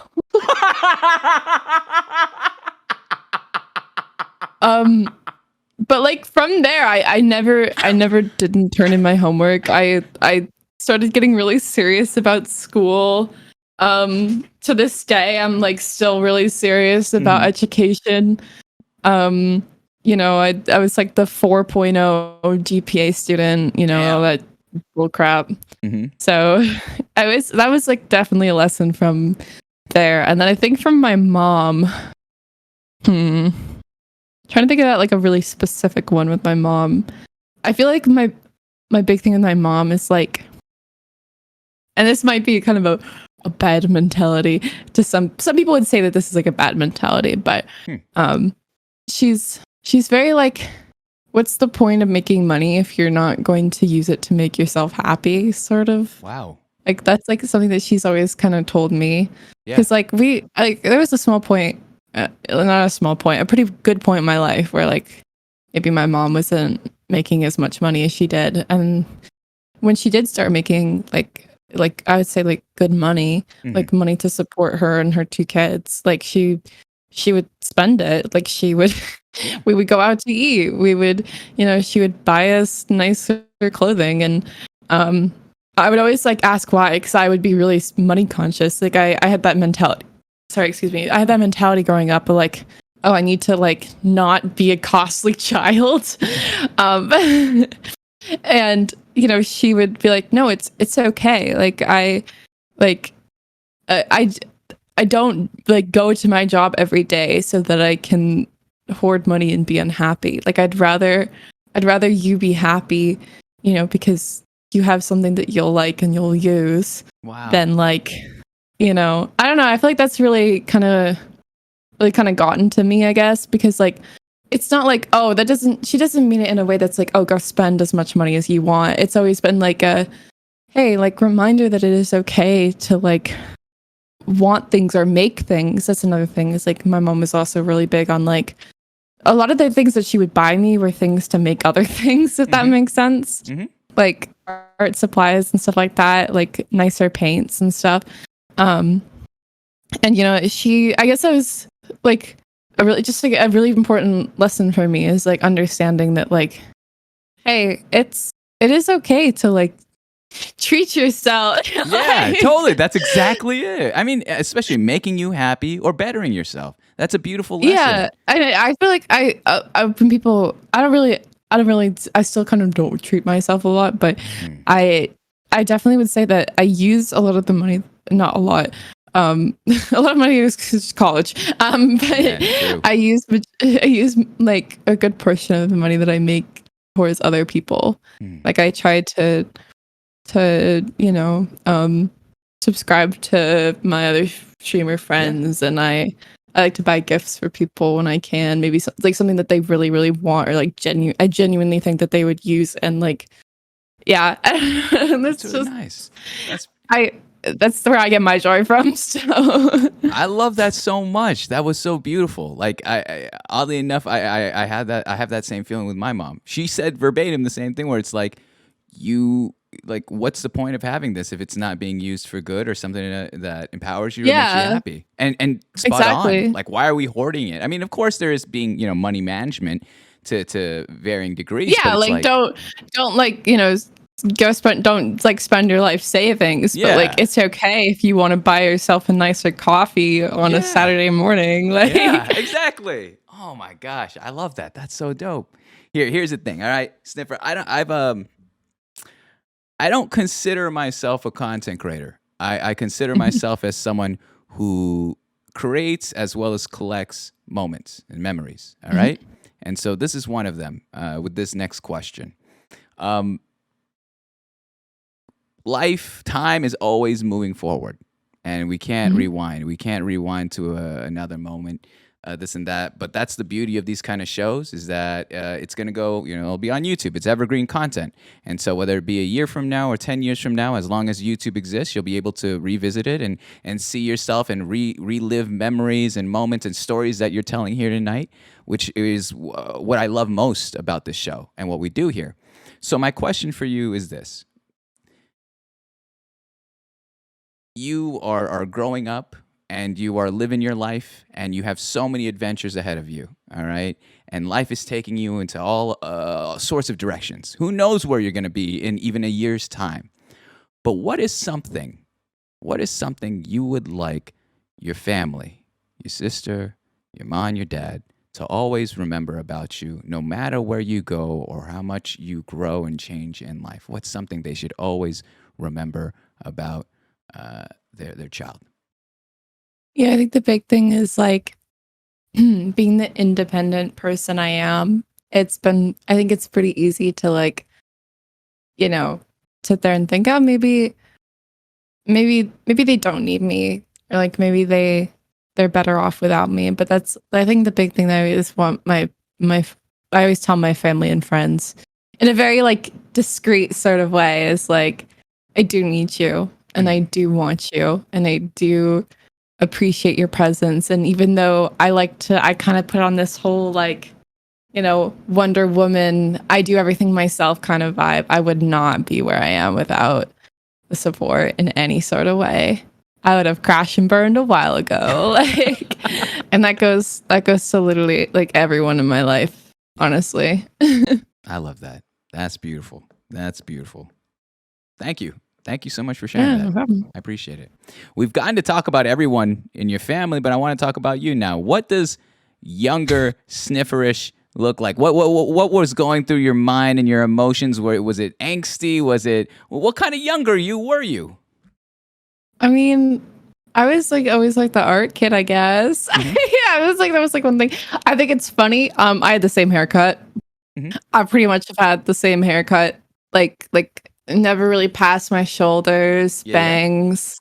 I don't know why. I mean, if it ain't broke, don't fix it, kind of thing. I like consistency. I'm a big consistent person. I was a really anxious and shy child, though. I do know that. I was anxious and shy, but I liked art and I liked learning. And I always kind of just did my own thing, and I would float between social groups and just, I don't know. It was just like kind of how I was. I was never like super like emotional, Totally. like, or I was emotional, but I never was like outward with my emotions. Mhm. And I just kind of was like, I was kind of just there. Yeah. I'm just hanging out. All right. I'm just here. Don't mind me. Yeah. I'm doing my thing. Like I said, I think that kind of connects to like the whole being independent thing. Is like I was just very like, I'm gonna go over there and be myself type person. I like that. Yeah. I'm gonna go in there and be myself. I love that so much. That's beautiful. Well, let's take you from there to straight into the next segment of your life story, which is your high school and essentially college experience, your education, if you may. Yeah. All right. I'm gonna expedite us straight into high school because I think that's where Okay. a lot of life starts to open up and recognizing things about identity or social structures, this and that. I'm sure we're all familiar with a lot of stereotypes and cliques in high school. You know, the jocks, the nerds, the preppy kids, the stoners, whatever it may be. Where do you feel like you fit in that spectrum of stereotypes? I really was the art kid. Yeah. I really was. Like I wore the old thrifted clothes, and I always came in with a cup of iced coffee. Oh, And- yeah. That's key. And- That's key. Yeah, and I always looked really tired, and I'd always be like doodling in class and like not paying attention. Mhm. But I was also really smart. I was kind of the nerdy kid too, because I did play video games and I got good grades. And I didn't play sports. I did play volleyball for a bit, but the only sports that I really liked were like ones that I did outside of high school. Mm. Like I didn't do like team high school sports. And I didn't do theater. I did theater when I was like really young, but I stopped because, like I said, I was a really anxious person. So I was like, well, not really my cup of tea. Yeah. So I did kind of hang around the theater kids, but I was mostly just like in the art room during my free blocks. Like I said, was always drinking coffee. I still always am, to be very fair. I've still always got coffee all the time. I was like a pretty good advice giver. I definitely remember that. Like a lot of people did know me. I wasn't like popular, but a lot of people knew me because like if people always like, I'm pretty chill and down to earth. And so like if people if they wanted to talk or they just wanted to ask me a question about class or something like that, like I was like the go-to approachable person. Nice. I like that. Let's ask the layup questions regarding high school, of course. What was, aside from art, I'm going to make it a little harder. Aside from art, what was the classes that you thrived in the most? The ones that you knew when you walked in that classroom, oh, I'm getting an A. It's easy. This is easy peasy. I've never gotten below an A. There wasn't. Okay, no, I could say this technically. I've never gotten below an A plus. Minus the 1A in any STEM class in high school. So that includes science, math, like there was like it was my calculus class that I got an A instead of an A plus, but that was it. Oh no! Oh no! It's crazy. This is crazy, and all because you hit all your vocabulary lessons underneath your my bed. God. That's what I'm listening to. Sounds like I'm gonna start doing that. I think at No, the I age of just- 28, I can still do that. What was that? I was just really excelled in like STEM related stuff. Like Nice. I was good at reading and writing too, but like just specifically when it came to like math and science, I just was always like, I got this. Yeah. I mean, I literally did like mathletics, like The mathletes kind of thing, the competitive. Wow. This is insane. I had no idea. This is dope. I like it. Okay. my chat knows. They like to bully me about it all the time. You might have the highest GPA of any guest I've ever had in the show. You might be the smartest person I've had. I have yet to hear like I anyone. literally don't know I don't know why I'm a Minecraft streamer. Like I feel like I should be like solving world issues or something. Engineer, Like, yeah. scientist. Unreal. That's what my parents wanted. They Yeah. were like you should go to like literally like they're like you should go to like some Ivy or something. I was like no. Nah, I'm good. I think I'm chilling. I'm gonna be over here and do my thing. I like that. I like it. So, and I know, let's talk a little bit about co-curriculars. Any co-curricular activities? I know you mentioned you didn't want to do theater, but you hung out with the theater kids. I know you mentioned doing some sports, but outside of school. What were some of those sports that you did outside of the school? So in like my freshman and sophomore year of high school, Mhm. I did some like I want to say I guess just some weight training and stuff like that. Like Oh, I got really into like bodybuilding and stuff. Like I wasn't like trying to like get jacked. I don't know. I just wanted to get stronger. Mhm. And then that kind of led me into boxing for a bit. I never got any like official matches, but I did do some sparring. And a lot of hitting the fucking bag thing. Mhm. Which gets exhausting quickly. You would be surprised. Apparently boxing burns as like much like calories per minute as sprinting. So Yeah. it's like it's quite a moment there. Damn. And then I just like stopped. I don't know. It was I was getting like a little bit too into it, and I was kind of worried for my health. I was worried I was gonna overwork myself. Mhm. And then like just as I was like kind of coming down from that, the pandemic hit, and now I don't go to the gym, and now I'm vegetarian, so I've got noodle arms. It's Wow. All right. yeah. What? You took us the whole journey all the way home. Nice. I like. Yeah. Oh, going from there, all right, I'm going to ask you one more question about your high school experience there.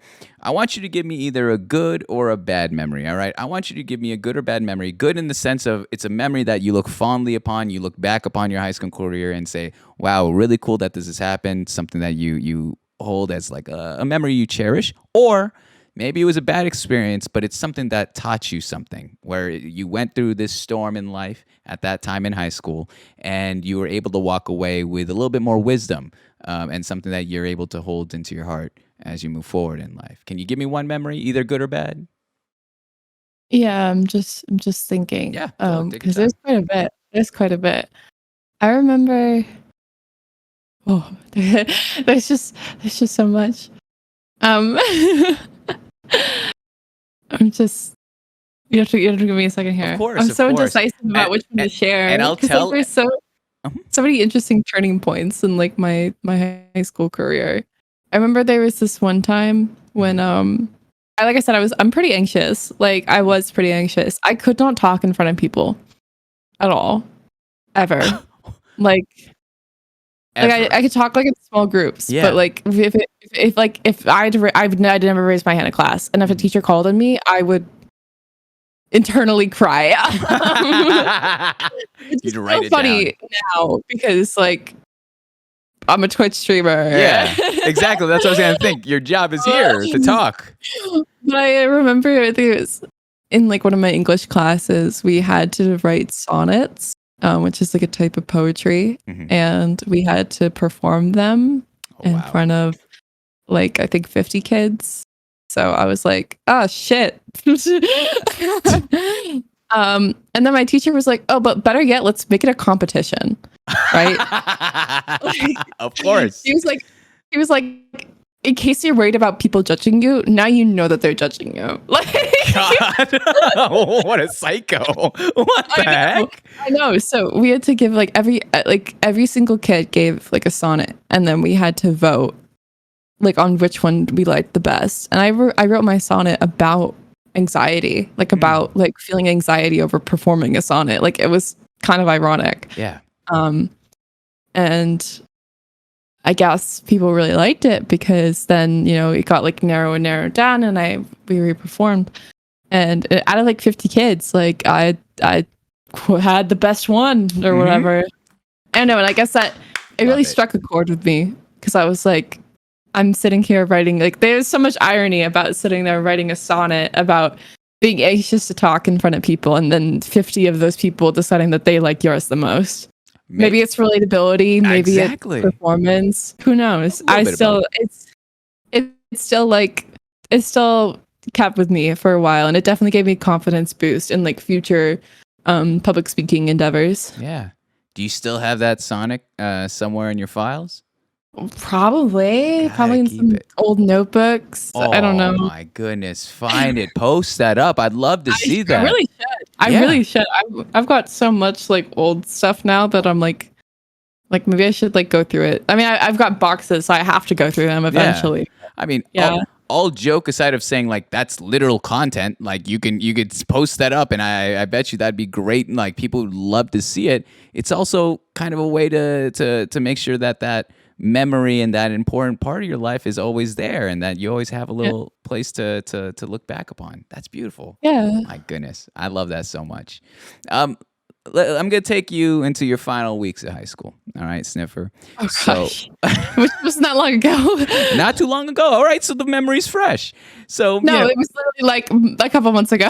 well, there we go. All right, so you the final weeks of high school, usually as such, you're doing your final exams, final group projects, yearbooks, signing each other, saying we're gonna be best friends forever, all that jazz.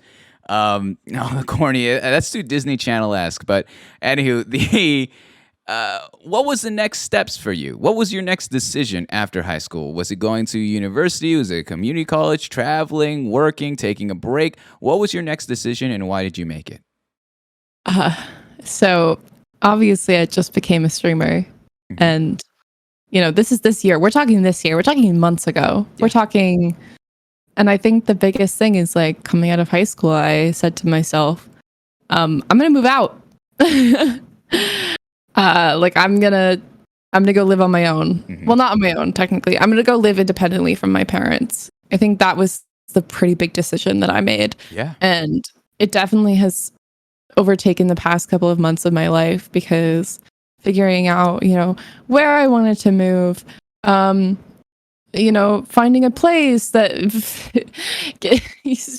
there's so much to moving. Actually, I didn't even realize that until it actually fell upon me. I was thought, oh, just give me a month, I'll be moved out.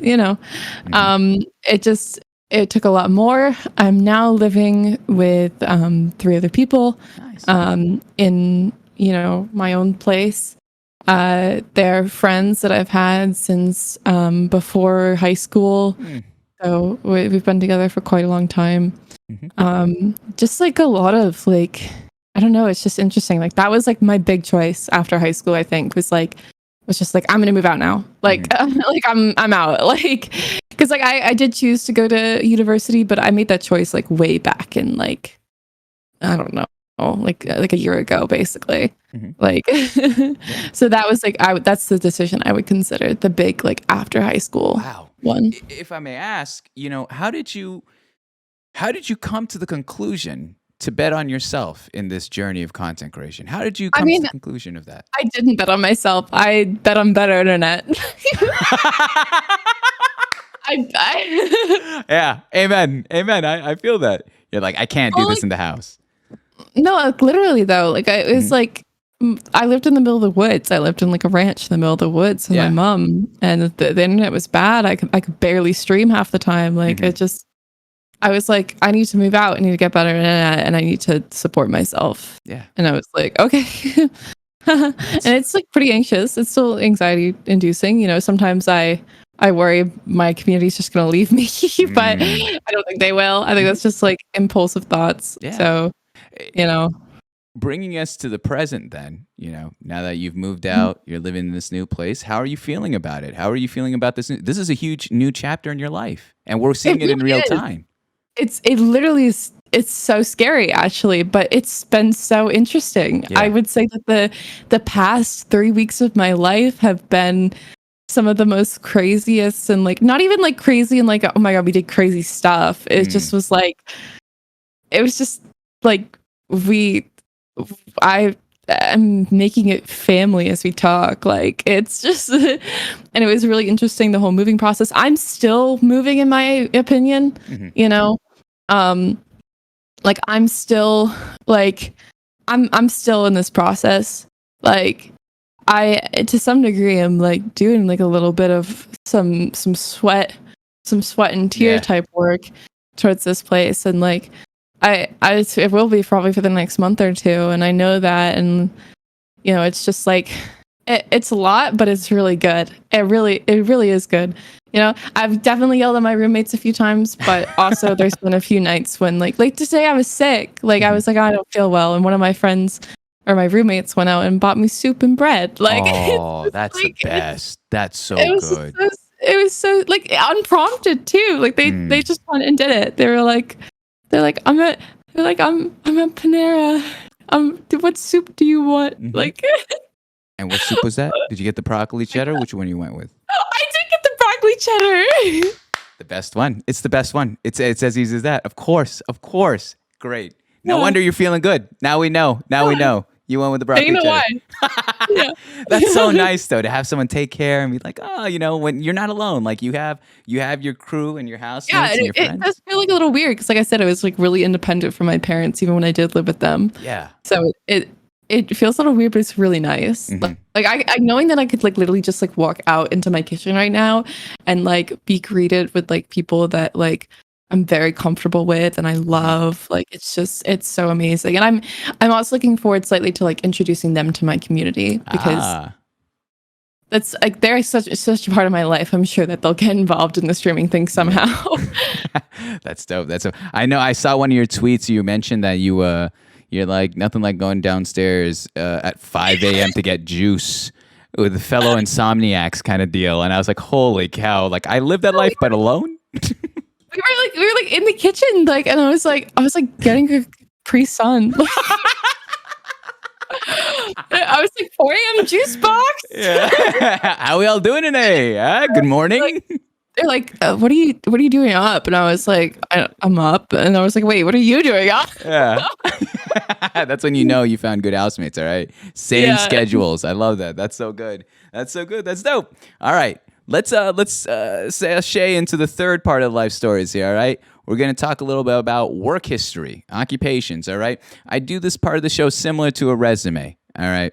So if you were in the job hunt today and you weren't doing content creation and you had to fill out a resume and filling out that section that says work history, how many occupations would you put in there? All right. Usually it's around 3 or 4. So try to choose 3 or 4 if that applies. Moms, Hit me with it. I just like to tell you, Yeah. I've never worked a conventional job in my life. All right. It's okay. It's okay. Here we are. We're doing this together. All right. So I started working for the Minecraft marketplace when I was 16. If you don't know what that is, Yeah. On Minecraft Bedrock Edition and Minecraft Pocket Edition, they have a marketplace where they sell worlds, they sell skins, they sell texture packs through microtransactions. And when I was 16, I got hired onto one of these teams to make content for the marketplace. And that was my job until I was a Twitch streamer. What do you mean by make content? What kind of content were you making for them?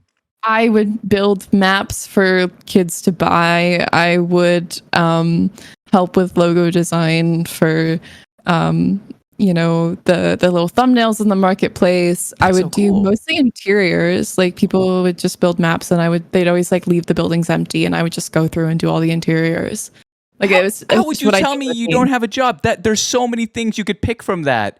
Yeah, I know, but like it's when I say like I don't have a conventional job, like I never worked retail. Like I never work is work. Like McDonald's. I never I don't know. It's just like I've always had a job online, and that has made like I've never filled out an actual resume like that. That's like and if you ever reach that point, all right, Sniffer, just hit me up. All right, I used to do career counts and stuff too. I got your back. But how did you even get connected with them at the age of 16? That you're like, hey, I was the youngest person to ever be hired to the team. Nice. I met them because of my friend Volley, who is one of my closest online friends. Well, I say online, but we've met several times now. Yeah. But I met her when I was like 14, and we were on a Minecraft server together, just building. And she had some connections to some Minecraft Realm people who eventually got us both interviews at the marketplace because they were looking to add more women to their team. Mm-hmm. That's so cool. I was, like I said, the youngest one they ever hired too. So normally they didn't hire below 18, but they liked me a lot. You said that you did this until you started streaming on Twitch. How long did you officially have that? Like a year and a half. Year and a half. Like a year and a half, year two. Because I I don't like the word quit because that sounds like so bad. Yeah. Because like I never really quit. I just like talked to that's the thing is like I was very close with the team owner. She was very sweet. She was always super nice, super helpful. She was kind of like everyone like made a joke on the team that she was like a mom. Yeah. I just kind of like talked to her. She knew that the streaming thing was popping off for me, and she just was like, "Yo, like if you want to do your streaming thing now, if you don't have as much time to work with us, like that's okay." And I was like, "Okay," but I'm still like I still hear from the team. I'm still in some of the group chats. Like I still know what they're up to. Yeah. But I technically don't make content for them anymore. I see. So tell me this one last question about that job though. What's something that you learned during your 1.5-year stint? Oh gosh, just so much about building, much about building in Minecraft, which is so important because that's a lot of what my like entire like specifically in Minecraft, that was my niche. Yeah. Like, and I definitely learned a lot about marketing and like how to do things myself. I guess like when it came to my Twitch channel, like I originally made all my panels, I originally made all my art. Like I just was very like do it yourself kind of gal. Wow. Like that's so cool. That's awesome. I like that a lot. The going from there. All right, going from your time on in the Minecraft's exactly what was it called again? I want to make sure I said it correct. Minecraft Marketplace. Minecraft Marketplace. Or you can say MC Marketplace. MC Marketplace, perfect. To now a Twitch streamer. I think I'm going to count that as a job too. I know it's not the sexiest thing to say. I know a lot of people don't want to consider it, but you're putting in a lot of hours and work into it. It becomes. Oh yeah, no, this is my job. Okay, this is perfect. This is what feeds me now. So there we go. Amen. There we go. So going into that, all right, let's talk a little bit about the future of where you see yourself. What's the scalability in terms of your content? What would you like to see yourself maybe even in a year's time? What are a few new goals? I really want to get into, I obviously started in Minecraft, but like I really want to get into other games. Yeah. Like I really want to broaden my community, especially. Like I feel like until now I've definitely like marketed myself only towards like the Minecraft community, specifically like the like MCYT, like around other Minecraft streamers. But I really want to kind of open that up a little bit and like start being like, yo, now like I want to. Oh, I'm sorry. There was a bit of lag there. It paused. What was you stopped? We lost you at yo, which is perfect. Oh, sorry. No, not a problem. It's okay. I was gonna like yo.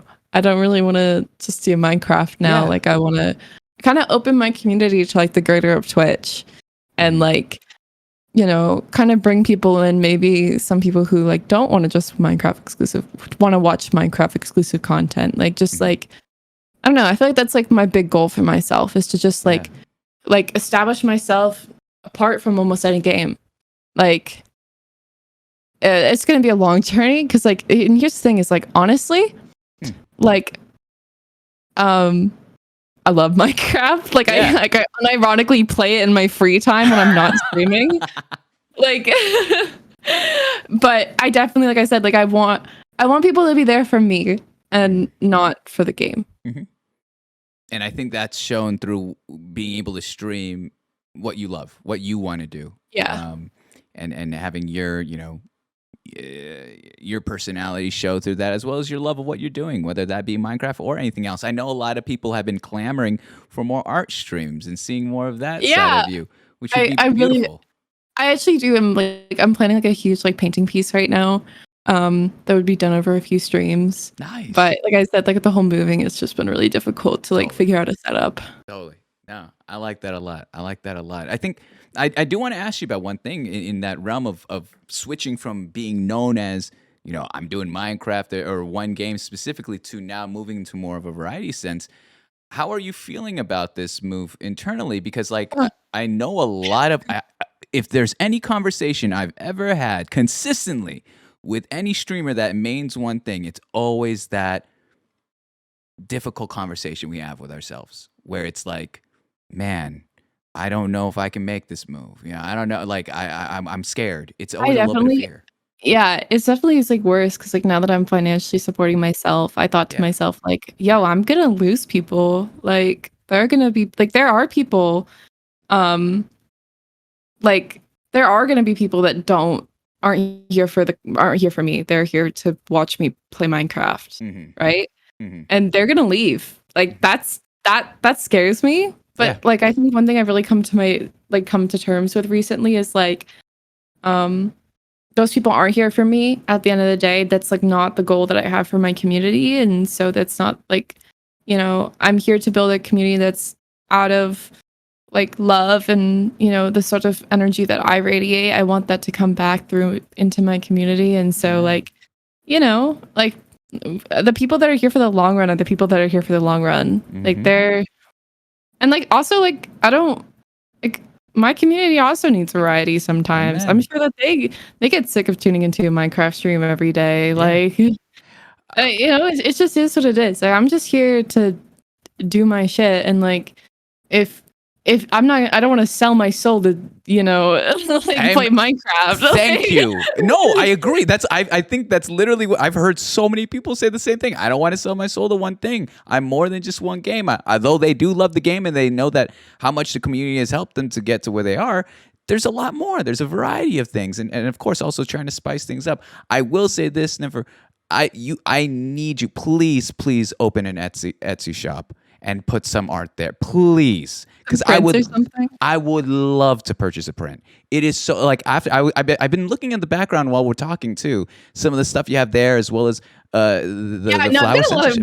A lot of weird stuff here. It's beautiful though. Like I love that style. I collect things. I'm like a little crow. I find things and I bring it back to my nest. That's very ironic you say that. I woke up to a crow that was on my window this morning, putting something in its nest. So it's full circle. I'm terrified. Me actually, I was saying good morning. Oh, thank you. Oh, so you did remember the interview today. All right, thank you. I love it. All right.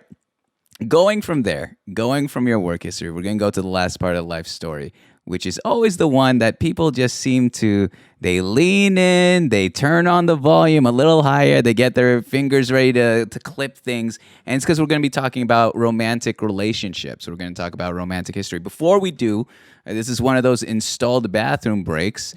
Do you need to go get water? Anything? Use the restroom? I'm good. If you need to, go ahead. Okay, and I'll make it quick this time. All right, I'll sprint this time. All right. The chat's yours. I'll be back in literally give me a minute. All right, we'll see. Okay. Wait, should I time him? I think I'm going to.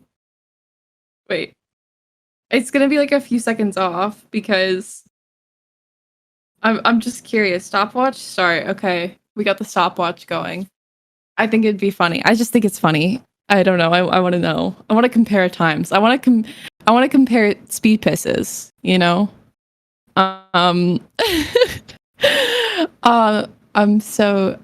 Yes.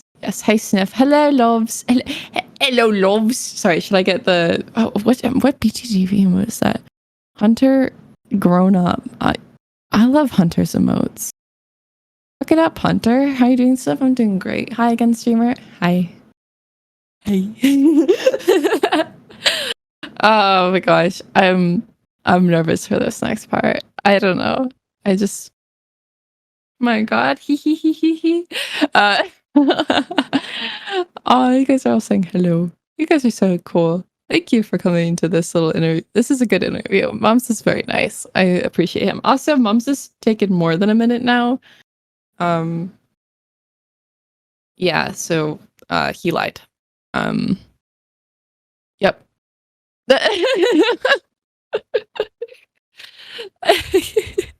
Better write the twit longer. Oh my gosh. What's this? Ilian serious, you're comfortable with Dory. Oh, of course. Yeah, I'm not like you guys know me. I never share things I'm not uncomfortable with. I'm very open. Hello. Okay. Welcome back. Ooh, I literally ran from my place. That's 10 steps away. You got a minute and 34 seconds. So it wasn't exactly a minute. But okay. The 34 seconds. We're literally counting the seconds. All right. We're counting the seconds before the return. I mean, if we're rounding, it'd be 2 minutes. But yeah. I had a okay. We're rounding now. Okay, all right. I wish they did that with my GPA. Right, not all of us can get A pluses forever. Apparently, Jeez Louise. I'm gonna make a tier list of who's got the highest grades of all the guests. And Oh my god, please. God tier. It's ridiculous. You I think maybe Wally. I don't remember, but I feel like Wally told me he was a decent student. I was like, all right, I believe it. I'll take you at face value there. Let's talk about romantic relationships here, Sniffer, all right? So in this segment, I do this as well, similar to a resume. And so I'm going to ask you, in total, how many individuals had the official tag as the Snifferish significant other? I'm not talking about... Official one? Like, what? When I say official, it's like the relationship was defined. Like, it wasn't like an in-between or maybe or something in middle school, grade school, or whatever. I'm talking official, like you both knew you were in this relationship together, I guess, is when I say official. Okay. I would like do a little counting on my fingers here because I need to remember myself. Take your time. 5. Okay. Yeah. Let's go down the line. First one, how old were you guys? How'd you meet? Oh my gosh, I was 15. We met in school. Our friend set us up. Oh, that's why it went downhill so quickly. Why did it go downhill so quickly? Like, what was the point where you realized this is just simply not going to work? Like, I just realized, like I just felt like obligated to be with him because, like, it was a setup. Like, I don't know. It was a setup. I love that. No, you're right. It was a terrible setup. Was it like nothing in common? Was it something that turned you off? Yeah, we just didn't have a lot in common. Like, he was just kind of this like gross boy, like greasy gamer boy, and I was like, oh my good greasy gamer boy. I feel like so. How long did this last? How long did this setup last before you guys just hung it up? Months. A couple months? Like a couple months or something like that. I don't really remember, if I'm being honest. Fair play. All right. So moving on from the first one. All right. That was the first, relationship there at 15. How old were you for the second one? And how'd you guys meet? Wait. Actually, I think I was 14 in the first one because I was 15 with the next one. I remember that specifically. That I was 15, and it was a long distance relationship. Oh, okay. Yeah. Which is also why it ended. We met over the summer. It was like kind of like that sort of thing. He was really sweet, and like he was like a really good person. And like I'm still actually like friends with him. And then it just like kind of ended because like the distance was really hard, and I was also 15. Fair play. How was it that you met someone and then there was distance, or did you always know that there was going to be distance? We always knew that there was going to be distance. Okay, I see. Yeah. Dang. All right. So that one you understood pretty black and white, where it's like, we just can't do this. We're 15. We're too young. No, neither of us have our licenses. So how are we going to do distance? Yeah. Like without a license, like a mile is distance at that point. Literally. Yeah. You're so right. And like, unless you're going to the same school, like you're not going to see each other. Like it's like. Oh, fair play. Also, I just felt cringe because I was like that kid that's like, yeah, I have a boyfriend. He goes to another school. Oh, yeah. Oh, boy. That's a dangerous line. All right. That's a danger. And they're like, oh, really? Yeah. Another school, huh? Really? Tell me about it. And I was like, no, I swear he exists. Is that Narnia? Where's it at? What school is this? Hogwarts? All right. Going from number 2 to number 3. How old are you guys? How'd you meet? We were 16. I was 16. They were 17. They were just in my friend group, honestly. And we like kind of were really good friends. And they just were like, yo, I kind of like you. Do you want to go on a date? And I was like, yo, I don't really know if I like you, but sure. And then we went on a few dates. And we like, I don't know. This is like the one that I wasn't really sure if I should include because like it's difficult to like. We kind of were like, should we be in a relationship? And then like after a bit, like it just kind of fizzled out, and then I think they dated someone else. Like it wasn't like really bad. Like it was good. I think it was just like we just like didn't really click as well. That's fair. Did you ever Yeah. have a consideration or the thought process of like, oh, I'm dating within the friend group, or I'm dating a friend that this can Yeah, start? that actually was a huge thing. Like I was like, and there was also like these two other guys in the friend group that liked me, and like there was like actually like a lot of tea around it. If I'm being honest, Yeah. like a lot of drama. Yeah. And I just kind of was like, I don't know if this is what I want. I was like, I'm also like, I still felt really young at that point. I was like, I'll pass. Now yeah, fair play. So that's And, like, 3 days. Oh, Yeah, I was just gonna say like I'm kind of picky too, so like that doesn't help. okay. And don't get me wrong, we will cover that at the end of the 5. All right. But I want to know these okay. stories too. Number 4, I'm seeing a pattern. 14, 15, 16. Are you telling me number 4 was 17? I was 17 actually. Okay. I give myself appropriate time to heal. Okay. Amen. True. Also, there's also dates in between and like situationships and stuff. But anyways, Wait, this was actually the. Time out. I'm see. This is where my boomer brain goes. Situationships. What's a situationship? You were kind of talking about that in between. That's what I would call a situationship. Okay. Fair.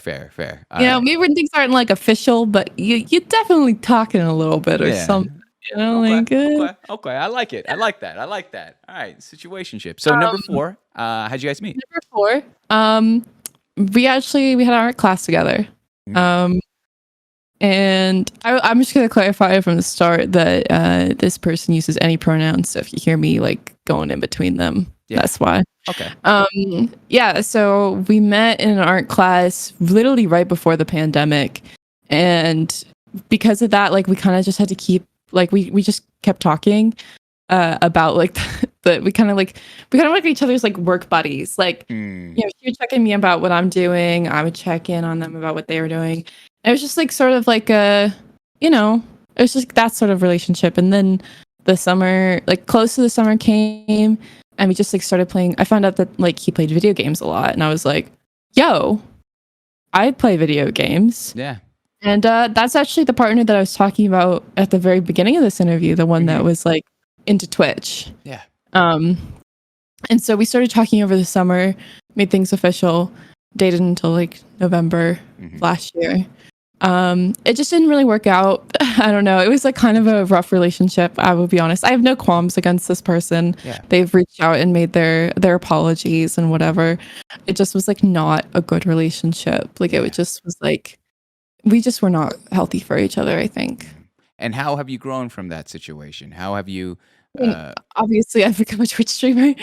But it definitely made me really anxious to like go back into looking for relationships. Yeah. Like it definitely and I think it was like the first time I'd also been in a relationship where like I was the one that got broken up with. I think that was like a little bit of a moment for me, I guess. Yeah, definitely. It also was like the first one that like I took really seriously, even though it was like pretty short lived. So yeah, no, I guess that's obviously we still talk a little bit every now and then. They like follow me on Twitch, and they're really good about reaching out and be like, oh, hope you're doing well or whatever. But other than that, it just sort of, I just kind of like took my time from that one. Like that one, I really had a hard time getting back into it. Getting back into like the idea of like liking somebody like that after that one. Wow. Yeah, definitely. Yeah, I bet. Especially like you said, it was the first time you had ever been broken up with. So you're facing a whole new perspective in this realm of breaking things off, and now I've often heard from others when someone gets broken up with, you start assessing your own value. You say, well, what's wrong with I me? was like, no, there definitely was like a lot of self-doubt. I was like, well, was I not a good enough partner? Was I like not like, was I just not good enough? Like that was like my kind of thought process. Totally. It definitely like going into Twitch and streaming and building the community, and like that was a really good distraction. Yeah. So Wow, wow, wow. And number five. Number 5. Number 5? Yeah. Yeah, that's my current partner. Oh my goodness. How'd you guys meet? Uh, I I reached out to them to do a commission for me. Okay. It's like kind of, yeah. I mean, That's awesome. yeah. I mean, I knew of them, and like I knew, like, I guess I knew that they existed, like that they were just like a person online, like just like me. Mm-hmm. And then we just, I don't know, we just started talking, and yeah, they're like now, like it's actually kind of sad and like a little cringe how quickly they became my favorite person. But yeah. You know, was beautiful on my end is that I'm asking you these questions, Sniff, and I could hear and see your voice change when we get to number 5, where it's like these other 4. I love emotional intelligence. You should probably know that about me. And so Yeah. I analyze. Of course you do. I analyze everything, and so I'm hearing you speak of these other 4. These are afterthoughts. And then no offense. I don't want to. No, they are. But you get to this 5th person, and it's just your voice. And I'm gonna look into the camera to all those that are watching. You could hear. Rewind it if you may. You could hear it get soft and so delicate and so like. She's like, it's like you fall in love with the. I don't mean to drop the L word, but it's like you fall in love with the person. No, it's okay. Okay. We're at that point. It's All okay. right. But you fall in love with them all over again when you're asked this from a third party. It's really beautiful. I haven't like that's amazing. Can I ask what is the aspect of the best aspect of your partner that you're enamored by? That draws you in. I don't know. Everything. I don't know. It's like I said it just like I was like a very picky person, and I don't know. I'm not like. Here's the thing: is like I've always wanted to be a very independent person, and I've always like aspired to like be like my the girl boss, like that sounds cringy when I say it. But you know what I'm saying. You know what I'm saying. Like I always aspired to be like the person that like I was like, I'm gonna do everything on my own. And like there was like a point, there's even a few points where like, especially after like my last relationship, I was like I know I'm like young, but I wish like I was like, man, maybe I just like need to be by myself. Like maybe like I need to go be in that corner and like be myself thing is like my motto for the rest of my life. And then I met this person, and then I was like, I hate to admit it, I can't do that without you. Oh man, oh man, oh man. I love that. If they were here and they heard me say that, they'd probably be like, ha ha ha. And I love that though. Cringe you. But and it's also just been like an interesting experience, especially like being a Twitch streamer is like a lot. I was like, that was something I was really worried about too, was like, dating while being a Twitch streamer. I was like, wait a second, like I'll admit there was a few dates I went on over like, before my current partner where I was like, oh yeah, I'm a Twitch streamer, and they were like, what? Like, what does that mean? Like, but not like, what does that mean? Like they knew what it meant, but they don't know what it means, like what it means for you as a person. And I was really nervous about that. I even been really like me telling like my community that I have a partner is like still pretty new. Like that's something that I've only recently kind of started talking about with my community. Because I was, like I said, I was so nervous. I was like, I was worried about sharing like such an important thing. I was worried about getting ruined, if I'm being honest. But no, it's like one of those things where I was like, man, I don't even think a community could ruin this. Like, I don't know. They says I sound so sure, but it's true. I just am. It's just That's so beautiful. I love that so much. It's amazing that you found someone that literally, and to just bring it back to that point where you're like, you're an independent person. You're someone that, like you said, you want a girl boss. You want to do your thing. And to find someone that you're like, oh, actually, I'm gonna switch that up. Actually, I want to do life with you. Like I want you to Yeah. come along And this journey. that was just the advice that I had sort of gotten. And like there was this one time when I got told like the person that you should date is the one that sudden like it like you shouldn't like don't go looking for someone. Like just like the person you should date should be the person that makes you not want to be single. And I was like, at the time I was like, oh, that means like nothing or whatever. I was like, oh, whatever. Like I'm 15, 16. Like, I don't know what that means. Like, I'm going to go date some random boy. Like, but you know, it definitely is what happened to me. Like I was in this mindset of like, oh, I'm going to be single. Like this is like, that's what works better for me. And all of a sudden I was like, I can't when this person exists. Like I need this person in my life. I cannot simply literally continue. do. Yeah, exactly. Oh my gosh, you're giving me this is it's too sweet, man. This is type 2 diabetes for me, man. This is beautiful. I love that. Let me very quickly thank the person that actually connected us to. Of course, we have Kinsey here with the 131 person array. Thank you so much, everyone from Kinsey's community. Hello, welcome. My name is Mom's the host. You're joining us here in another episode of Inside the Streamer Studio. Today's very special guest is Snifferish, and we are currently, you guys walked in on the hottest topic here. We're talking about romantic relationships, about our current partner, all right? And we just got a lot of butterfly, touchy feelings there. I love that so much.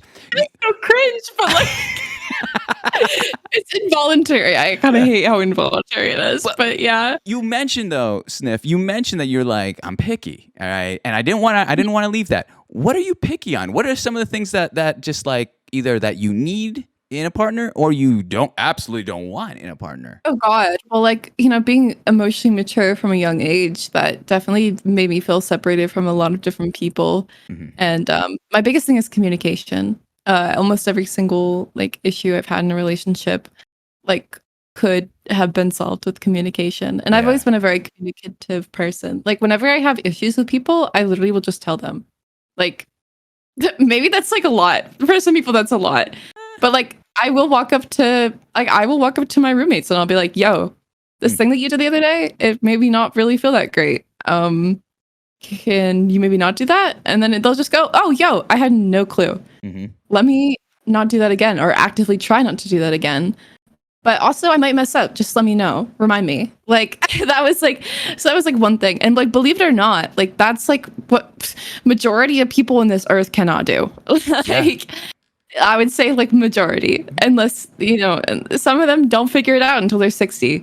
And I think that was really difficult, you know, like finding a person that was very communicative, but also, you know, especially being an intelligent, like feminine person, has also led like a lot of difficulty in my dating life. A lot of guys that I dated were really intimidated by it, or they always like felt like they needed to like one up me, or a lot of and then like, you know, any of the girls that I talked to or or dated just were like, yo, I need to I want you to they would force me into like kind of a man's position. Like I don't know. This is like a little bit of a queer issue, so to say. But like they would force like this role upon me of like, okay, well you're gonna be the man in the relationship. I'm like, I'm not a man though, so like let's not do that. I never knew that. I never knew that would exist. That's fascinating. That was a thing. It sort of is like there's like people like want to almost like enforce like heterosexual roles onto like, you know, relationships that aren't heterosexual. And I definitely felt that a lot. Like I would try to, I don't like being put in boxes. Like I don't like being confined. I barely like labels. Like so I just like, I didn't like it. I was like, and like whenever I get vibes, I'm just like, yeah, I'm out. Like I'm like, I don't have time for this. Like I'm just like, you know. That's fascinating. That's wild. That's wild. Well, I appreciate you sharing that. Yeah, no problem. No, that's. Oh, I'm sorry, I cut you off. I want the wrap up. I just want to say, it was like, that's why like it's been so hard for me. Even from a younger age, I always knew that it was going to be hard for me to find like peace in relationships. Wow. And yeah, I think that's something. Yeah, that's again a lot of wisdom from the back end there. Understanding that this is going to be an uphill thing. This is going to be, it's something you're walking into something where. Yeah, and then I just like walked into a gold mine, just like accidentally, but it's okay. I feel like that's a lot of what we're hearing here tonight. You walk into these things. Oh, streamer, sure, why not? I guess I could do that. Oh, even though I have a family history of video games and doing others, yeah, why not Twitch? Let's give it a try. Minecraft. Oh, sure, let me hang out with my sister real quick. Oh, now I love this game, and let me have that be my place of work even before as a streamer. I'm seeing a lot of coincidences show up in your life that have positioned you to where you are today. But it's so cool how that happens. That's an awesome journey. Yeah. You've taken us on. All right, but Sniffer, I appreciate you so much for sharing all this, and I know this is still just a 15-minute window into your life, but I'm so thankful for that. All right, I'm gonna move us here from your life story to the third part of the show now. All right, and it's it's the community questions. So during the whole interview, people have been sending in questions here, and there's only one rule to it, which is to this segment, which is you don't have to answer any questions you don't want to. All right, if hell yeah, if you don't feel like it. My community's respectful. I don't think they'd ask anything too weird. Cool. Yeah. And I'm going to read as many as I can here. Some of these I have no context of. I literally just opened it up now. Nice. So if this is an inside joke, please explain it. All right. Don't leave me out of this in the dark alone. This first one just says, okay, Sniffer, you should mention how ripped you are. All right. I think what does... oh my gosh. That's a fact. What does onion go burr mean? What does that, is that just within your guys' thing? Why an onion? Yeah, no, I literally was just, it was from the other day. I was streaming and I was playing Minecraft. I was playing modded Minecraft, and I found this little, like, I don't even know what it was. It was like some modded creature. It looked like an onion, and I just was like, I was like going off about it. I was like, I was like, this is so cute, and I like spent like the entire stream like basically pushing it back to my house in the game. So yeah, there's some fan art too. It's cool. Of this onion, I like it. Yeah, it died now, but it blew up, but it just combusted. We are currently 2 for 2 in terms of talking about things that have ultimately had demises. All right, this is rough. This is rough for me. This one goes here. This next question just reads: have you ever seriously considered quitting due to things people have said, maybe negative comments? Oh yeah, actually. Tell me about it. Well, I mean, I was. Like I said, like I came up so quickly, and I told you earlier, like I didn't know how to deal with it. Yeah. Like I remember, I think it was in April. I remember specifically in April, I had reached this point where like I was like, should I just quit? Like, am I bad? Like, Really? I was literally like, I just had like my best growth ever, like my best month ever, and I was like, I was like, I'm awful. Like I was just having like severe self-doubt. How did you come to that headspace though?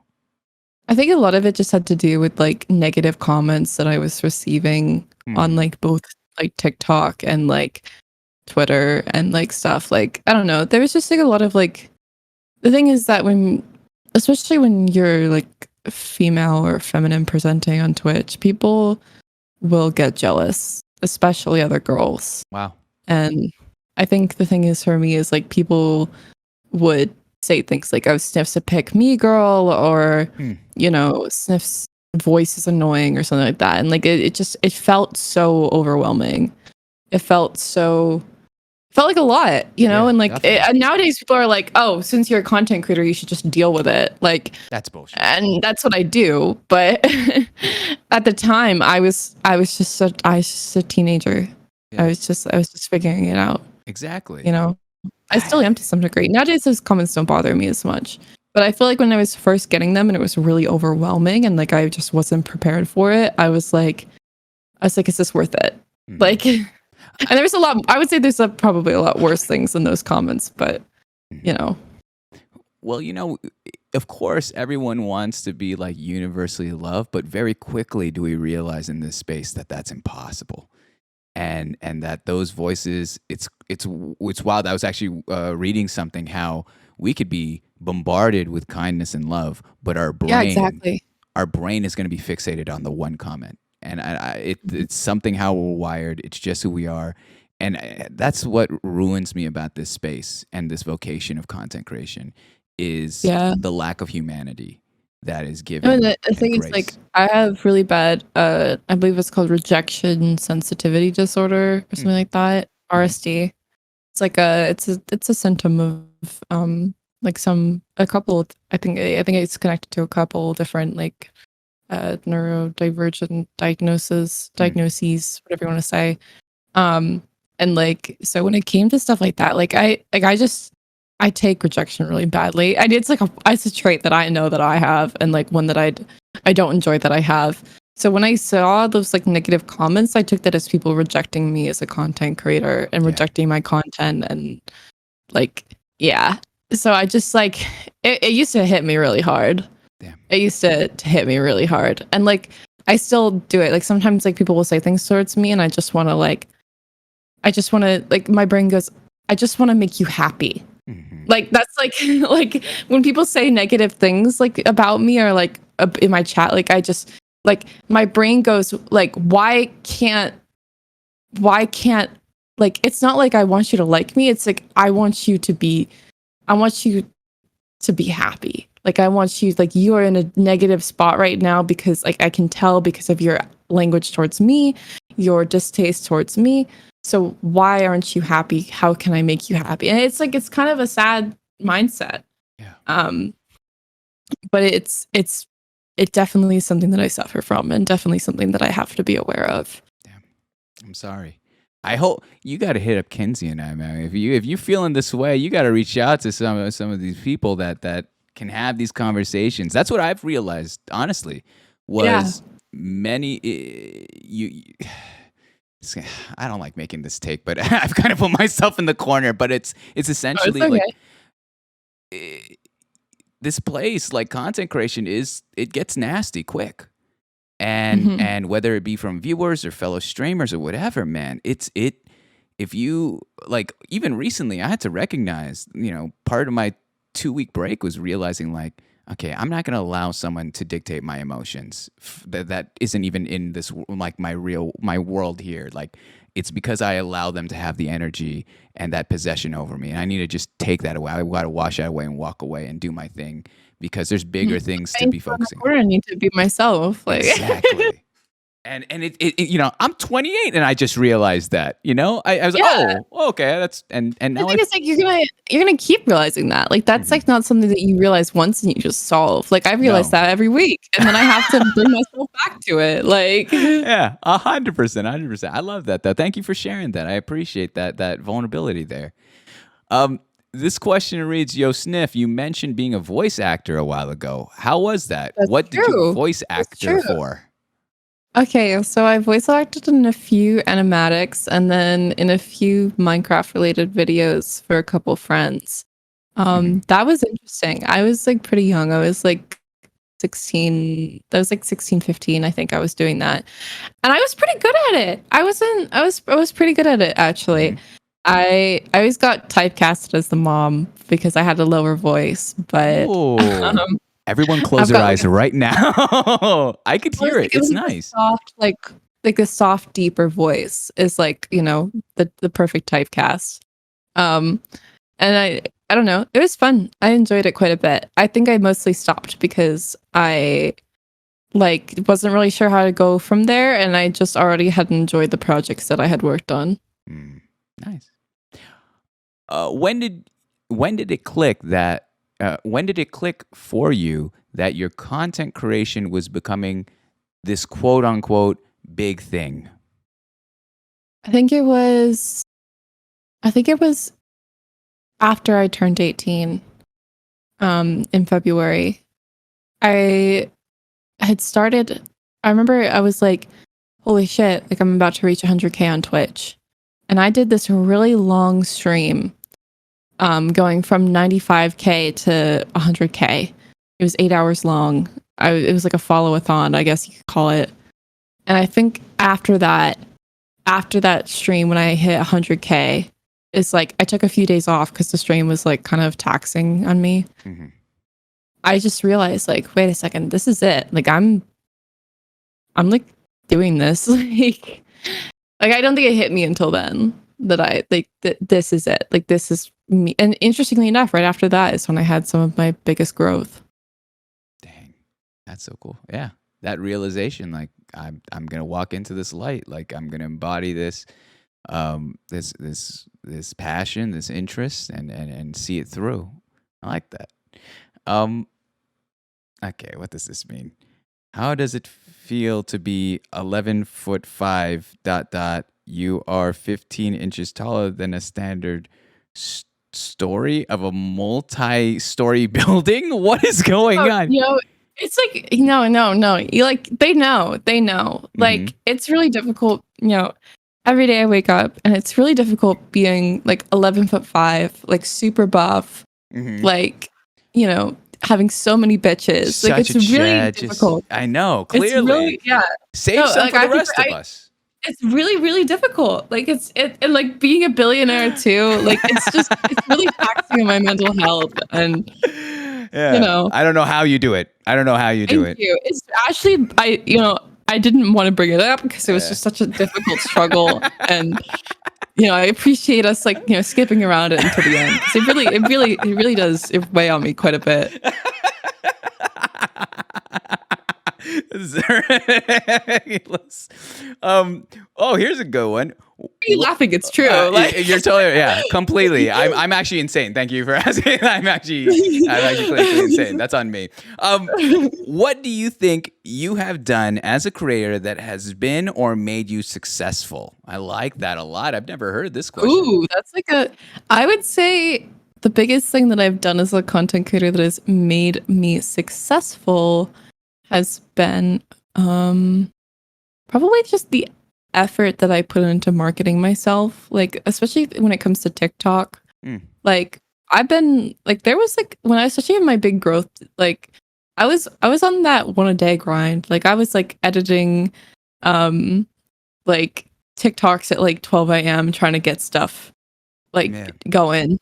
And I'd say that definitely that determination and I think there's always times, there's always dips. Maybe you're not getting as many follows one month as you were the previous, or maybe you're not making as much, or maybe you're not enjoying your content as much. I feel like the thing that's made me successful as a content creator has been not giving into those dips, not giving into that feeling, and detaching myself from the number and just keep going, and it always goes back up. I mean, at the end of the day, it's also the realization too that regardless of your stream viewer count, right, average viewer count, whatever it may be, you could still repurpose that content. You could chop it up for TikToks, you could make it for a YouTube. There's so much. I believe in never wasting time. And so when you're always the idea of always creating and always being able to repurpose your content in various ways, I think is paramount in because it's a game of always putting yourself out there, and that's easier said than done, because it's sometimes people are perfectionists and they really want it to a T, but also the game of content and even marketing is more about timing. Are you getting yourself out there? So that's really good. I love that. That's dope. Not enough people talk about marketing. I think that when they hear it, it's a little. There's a odd connotation of, I don't want to market. I just want to go live and put myself on a Discord. And I'm like, no, there's more to that. Be proud of what you do. It's huge. It should be. If you don't believe in yourself, how can you have other people believe in you?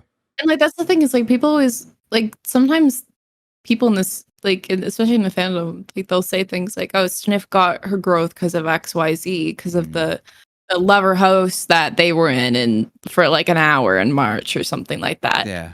but it never was anything like that. No. You know, maybe that gave me a couple thousand, maybe that gave me a couple hundred. Mhm. But at the end of the day, my growth is 100% my responsibility Yep. because of the way that I spent months and hours putting time Mhm. into marketing myself on various other platforms. Mhm. And that's something that I will not let anyone take away from No. me. It's like the same people trying to think that a big raid is going to create their career. No shot.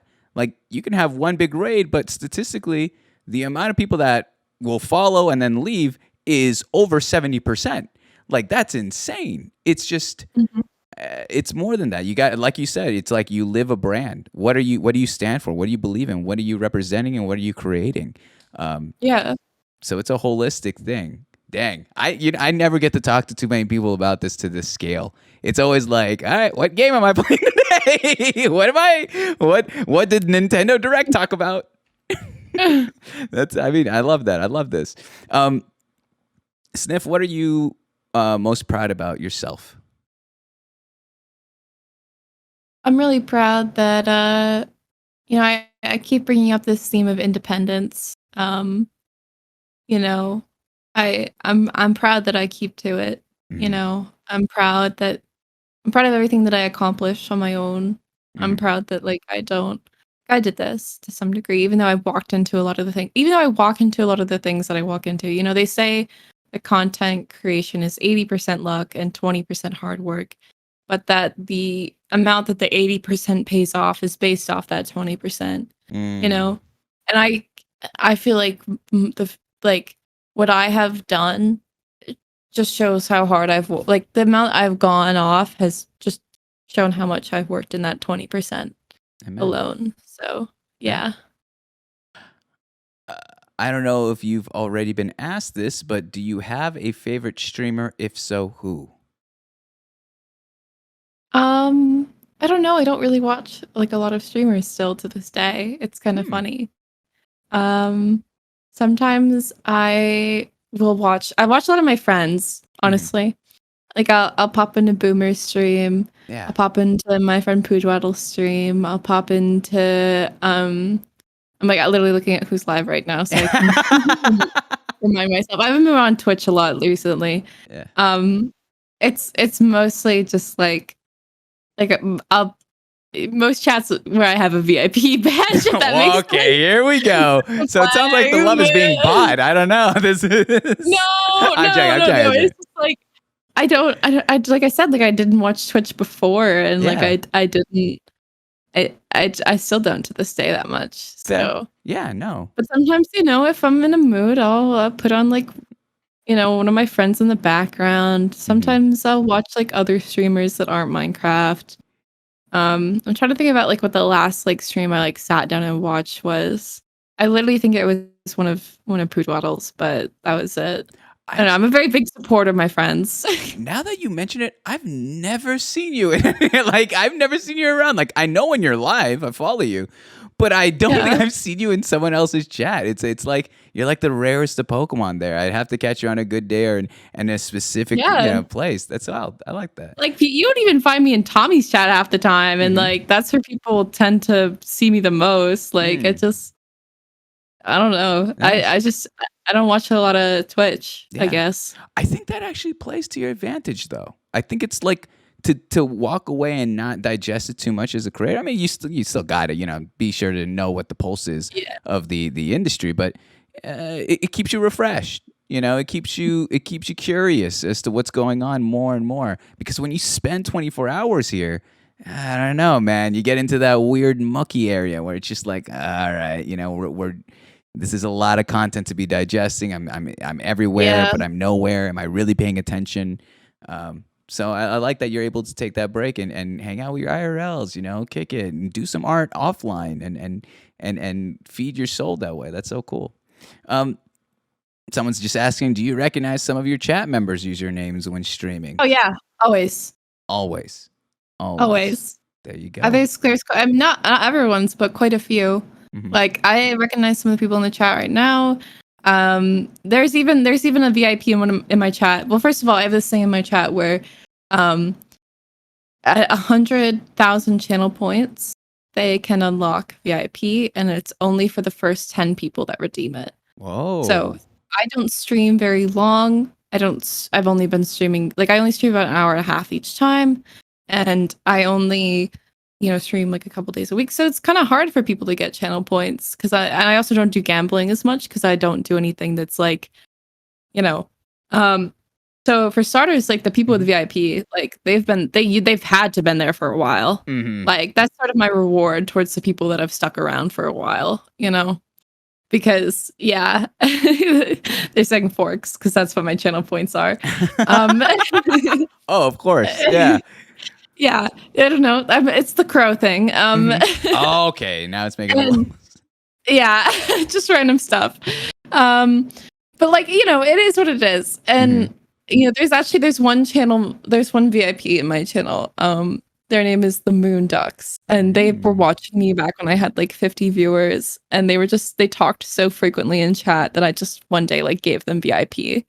And like no matter how fast chat is going, I can always like see some of the familiar names going by and whenever people like resub, especially because like majority of the people that are like longtime viewers like have subscribed at this point. I always be like, yo, like how you doing? Like I even know this, like two of my my subscribers are like dating right now. Like I know this. Like this is how involved in my community I am. And, like I think last time they subscribed, I was like, yo, I hope y'all doing okay. Or something like that. See, that's a real one there. That's one you're involved when you know the romantic histories, all right? When you know the behind the scenes stuff there. Did they meet through your community?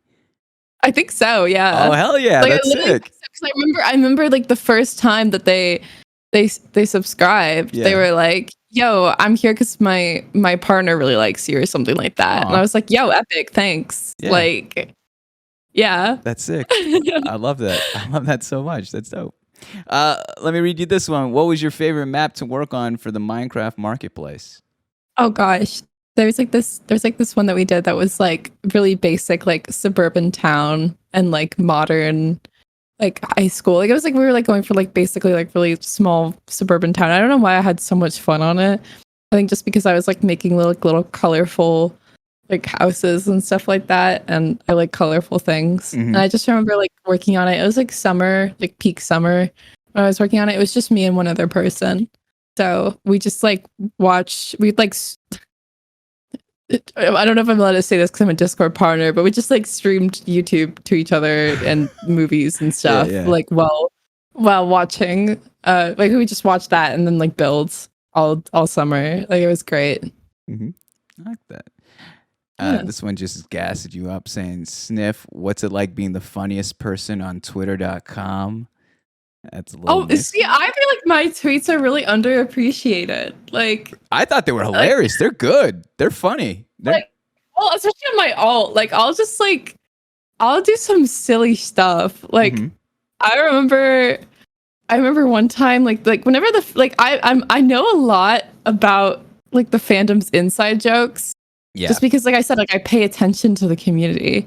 Like not even just my community, like communities that are connected to mine. I know their inside jokes because so like sometimes like I just know like like sometimes they'll just do this thing like they'll like post a photo of one of their streamers and they'll be like, yo, you like my cat? And I followed along with the joke. I'm like I'd be like, what do you mean? That's literally my cat.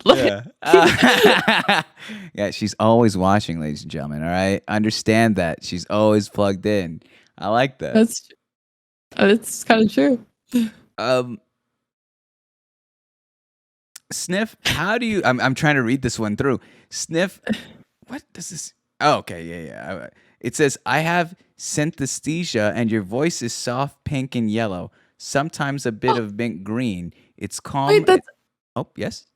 Sorry, nothing. That's just so cool. Keep going. It says it's calm and makes a lovely color palette. Heart. That's what they said.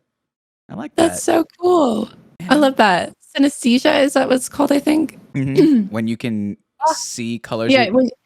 It's like a hearing association thing. Like it's like you can hear things and see colors. It's really cool. I want one. I want one of those. I want to see I what know mine some is. people I feel like for some people it's like I've heard it can be kind of distracting, but Yeah.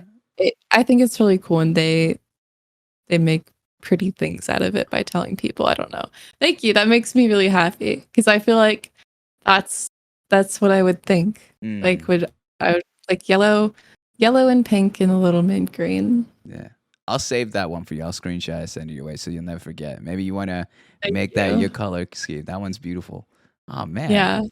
That's a sweet compliment. See, this is what I was talking earlier about, like my community, like saying things to me. This is what I mean. They say things that mean things, Yeah. like actually mean things. Honestly, this has been some of the smoothest community questions I've ever had to do. Usually they're loaded with nonsense. And I'm like, all right, what am I, it's like playing a game of Minesweeper. I'm trying not to step on the thing that'll get me there. But this one reads, what are some projects you've got in mind for the future? You mentioned you moved/settled in recently. What are your plans now?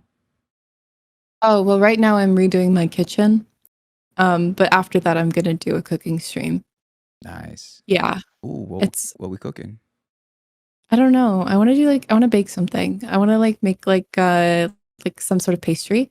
Or like I know a lot of different breads. Yeah. Oh my God. That's the one thing I wish all my friends got into bread baking during COVID, like the height of it when everyone was truly quarantined. And I just missing out. There's so many good breads. Oh, damn. I also have like a few painting ideas. One that I'm going to be working on maybe for like I'm trying to plan some like charity stuff. I think is like my main thing. That's dope. Because like I can't, like I said, because I'm like living and supporting myself. I can't like just directly donate anymore because like I just don't have the funds to. So I'm trying to do like more like streams where it's like revenue goes specifically to that. And then on top of that, I also want to get into like some more story games. I really love games with stories. I play them a lot in my free time. I just haven't gotten to them on stream yet, and I really want to do that. I love that. That's dope. Do you know the charity that you'd like to be giving to for these charity streams yet? There's a couple. One of my favorite charities is called the Okra Project. It's really focused on supplying meals, especially to like Black trans individuals. Wow.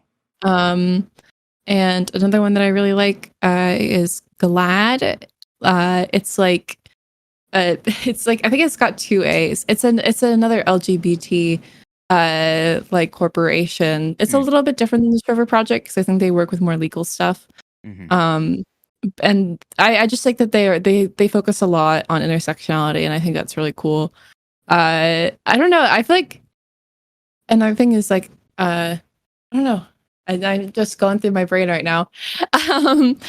There's quite a few, and I if I don't, I try to like actively search, I guess, for different ones depending on the thing. I guess, yeah. Yep. Awesome. You'll have to excuse me. It's getting late here. Of course, I'm gonna start freezing things. My brain's gonna start. Let's do 3 more of these questions here. All right, Okay. 3 more of these questions, and we'll wrap it up. The first one, real question: do you think you could take Pudwattol in a fight? XD. Oh, I know I could. Okay. Oh, I literally know I could. Like y'all, I've met Charlie in person. He's respectfully actually a skeleton, like self-identified skeleton. And this is just an attack now. This is just a straight attack. Self-identified skeleton. No, like that's literally what they identify. Like they're like yeah, like they call themselves a skeleton. Fair so play. like that's why I feel comfortable saying that. And so I'm like, I don't know. I feel like I could. I mean, worst case scenario, you can see I'm definitely going to be seeing Poodle again. Awesome. So, yes. I like it. The second one here we have is Sniff. How did you manage to soothe your anxiety over all the Twitter drama? How did you soothe your anxiety with all that jazz? I didn't. That's actually honestly no. Honestly, the honest answer. Like I had panic attacks. I had here's the thing is I didn't talk a lot when that stuff was going on. Hmm. I didn't want to talk about my anxiety because I didn't want to I don't like victimizing myself. Mhm. Like, and I don't want to be like, hey guys, I'm anxious. I can't deal with this because at the end of the day, like if there's like actual drama going on and people are actually hurt, like I'm not here to like, be like oh, I can't do it. Like I'm Yeah. anxious. Like, so I just kind of swallowed my tongue and I just did what I had to do. And I dealt with the anxiety later. Mhm. I said, I didn't want to victimize myself. So Yeah. it's just something that I sort of dealt with offline. I think like the next day I just called my partner and played Spore and Call Mhm. for a day. Then that's how I unwind from things, Nice. But that's the honest answer. No, So. it's and I'm glad that you shared that and had people realize that it's not something that just goes away tomorrow. I don't do that. I am anxious. Yeah, I feel that. Last one here says, "Who has helped you the most with your content creator related struggles?" I'm trying to think about who I tend to go to. Mhm. I don't know. There's a few content creators on the I think AMC, my friend AMC. Yeah. AMC is I don't know if you're familiar with AMC. Yeah. She's a really good person, and she's been with me for a while as a friend. We knew each other way back when I first started it, in January. That's early for me because I didn't start reaching out to other content creators until then. And AMC was one of the first ones that I interacted with. And we talked a lot just about certain things, about the struggles of being feminine, presenting online, and all of these things. And AMC was always I remember AMC said to me I'm here for you, and if you ever need to talk to me, I'm really bad about talking to people, but even just knowing that I had that invitation has really helped. And even to this day, if I'm stressed and I want to go bitch about something, I go to AMC. Yeah. That's awesome. Honestly, that's a good friend too, to have someone that you could just lean upon. AMC's an amazing friend. There's a reason why everyone in the community absolutely loves her. It's because they are an amazing person. Yeah, she's dope. I've gotten to talk to her a little bit. She's awesome, super sweet, and pretty funny too. I like her. It's more off the wall, a little bit aggressive humor. I like it. That being said, Sniff, that's everything. All right, that's the show. That's the three biggest parts. I appreciate you so much. But however, that being said, much like anything in life, nothing's free. So I need two things from you. All right, Sniff. Only two things. Okay. First one is, can you go, if you have the stream up, could you go on the viewer list and choose a name, any name that isn't myself, Ahmad, or VIP? Any name will work. 1 second. I'm looking through. Of course. I'm looking for something that catches my eye. I like Scooter Farts, but the A is with a 4. You got it. Scooter Farts. Let me make sure I have that one. Scooter Farts, you've got VIP. That's as easy as that. You've earned it by having the best a name that catches Sniffer's eye. Look, I might be an adult, but farts Farts with still a 4 makes me too. laugh. Beautiful. It's beautiful. And we got the follow because of that. There you go, Scooter Farts. You've got it. You've got VIP. That being said, I only have 5 VIPs in this channel. I sent you the list before the show started. It's those 5 names that are in the VIP list. For it. All right. I know that we have, let me see who's here right now. We have Casey Frog is here. I know Valen Globe was here earlier. And then I know we have Feet, and which I'm pretty sure is a bot. I'm almost 1,000%, but the name is too clean. I don't know. And then I don't know. another 2. I'm not rocking with Feet. I'm gonna be realistic with you. We taking out Feet? Yeah, like if I get to boot someone off the island, can it please be feet? Like You I got it. actually hate feet. Like not like the person, but like just like feet. Like I don't know, it's just like uncomfy. There you go. All right. Like Feet. imagine somebody comes to your chat and they're named Hands. Like I don't like how you went like, straight into these. like I don't know. You're right. You're right. Wow. The reign of feet is over. Feet's been there for a hot second. So there you are. We'll take out feet. The second thing, all right, the second thing before we go to the last Okay. segment of the show that I'll ask from you is, I've done this show now 110 times, and Oh, I'm wow. constantly looking for new creators to join me and do exactly what we've done here this evening and talk about their lives and celebrate their journey both online and off. But I'd like to ask the guest, who is someone that you would be interested in watching go through the same motions here with me on this show on Inside the Streamer Studio? Amesy. If you've Ames? not had her on yet. I have not. So I'll tell you a little bit of a behind the story about it. So she was scheduled. Like we talked in the DMs. Oh. And but the thing is, it broke down a little bit. I'm gonna put it on my fault. I didn't know the time zone difference between she and I. I'm almost 100% sure Oh. that she's overseas, correct? Yes. So I didn't make that clear. And I was like, oh my goodness, it's breaking apart. And I've been wanting to reconnect this and that. Took my break, so a little time has passed by.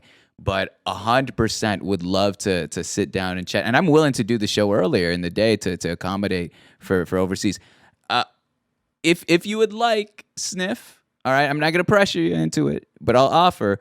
Would you like to make an invitation with me to Amesy to see if she'd be interested on doing the just show? like remind me, because I'm really bad and I've got shit memory, but Oh, literally, I was going to do it just right now. I was going to clip it later. right now? Yeah. Let's go. So basically what I'm going to do is it has to fit within a minute. So I'm going to say a very quick 15, 20 second pitch that I've said time and time again. And the only thing I'm going to say to you when I turn it to you, I'm going to say, Sniffer, what is something that you could say to Amesy to possibly have her come onto the show? That's the whole prompt. That's it. All right? Okay. Do you have your Yeah. answer? Yeah. Okay, I haven't done this in a month, so forgive me if I chop this one up. Yo, my name is Moms the host, and welcome to another episode of Inside the Streamer Studio. Today's very special guest is the one, the only Snifferish, and we've reached the portion of the show where I had the guests recommend the streamer that they would like to watch come on to the show and share their life both online and off. And Amesy, your name came up. So this is an open invite. We'd love to have you. But Snifferish, what is something you would like to say to Amesy to possibly have her on and join me here on this show?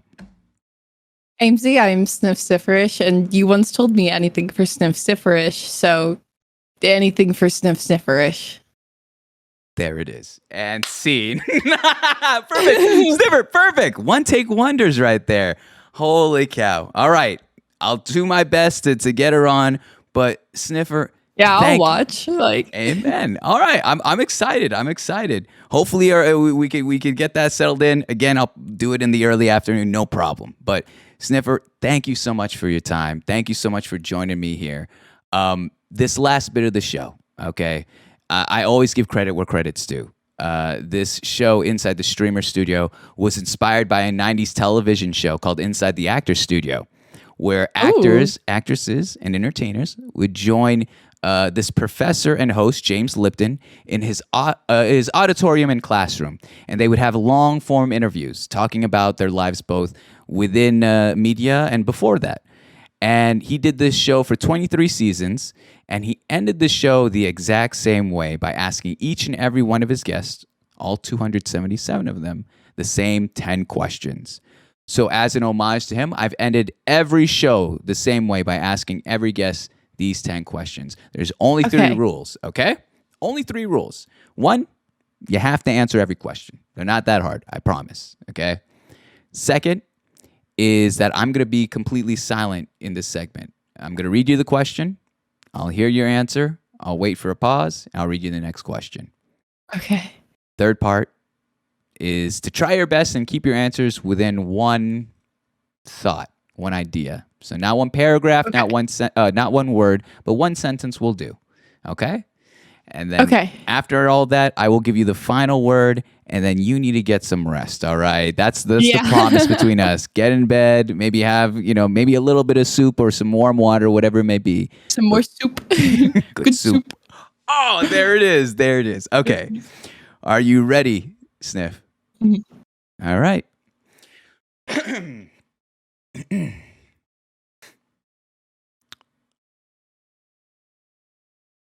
Question 1. What is your favorite word? Bad. What is your least favorite word?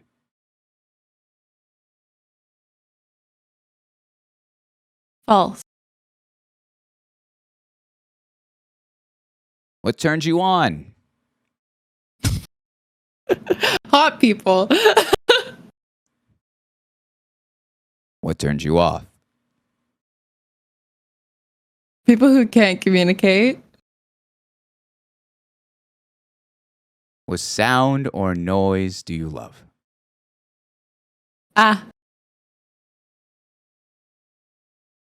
What sound or noise do you hate? God, crying children. No. What is your favorite curse word? Not to be basic, but it's probably fuck. What profession, other than your own, would you like to attempt? I'd like to be a museum curator. What profession would you not like to do? I think if I ever had to work an office job where I sat at a desk all day, I would cry.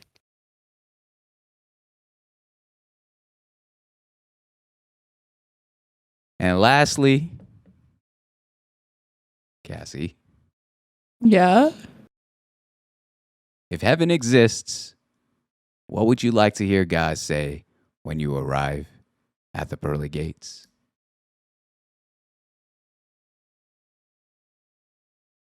Mm. We give juice boxes. There it is, ladies and gentlemen. Snifferish. Sniffer, you did it. Thank you so much. There it is. Holy cow. What a show. That was so much fun. Thank you so much for your time, your stories, your community, this and that. It's been a blast here. Let me just tell you really quickly, sitting here across from you, it was such a... There's something about your soul, Sniffer, that's so beautiful, where it's like it's so warm. Thank you. And usually I may not show it, but I do get nervous about these shows. And sitting across from you, from the moment you joined me in the call, it felt like I was reconnecting with a friend. There's something there that maybe it's your voice, maybe it's the voice acting where I can close my eyes and I just feel at home.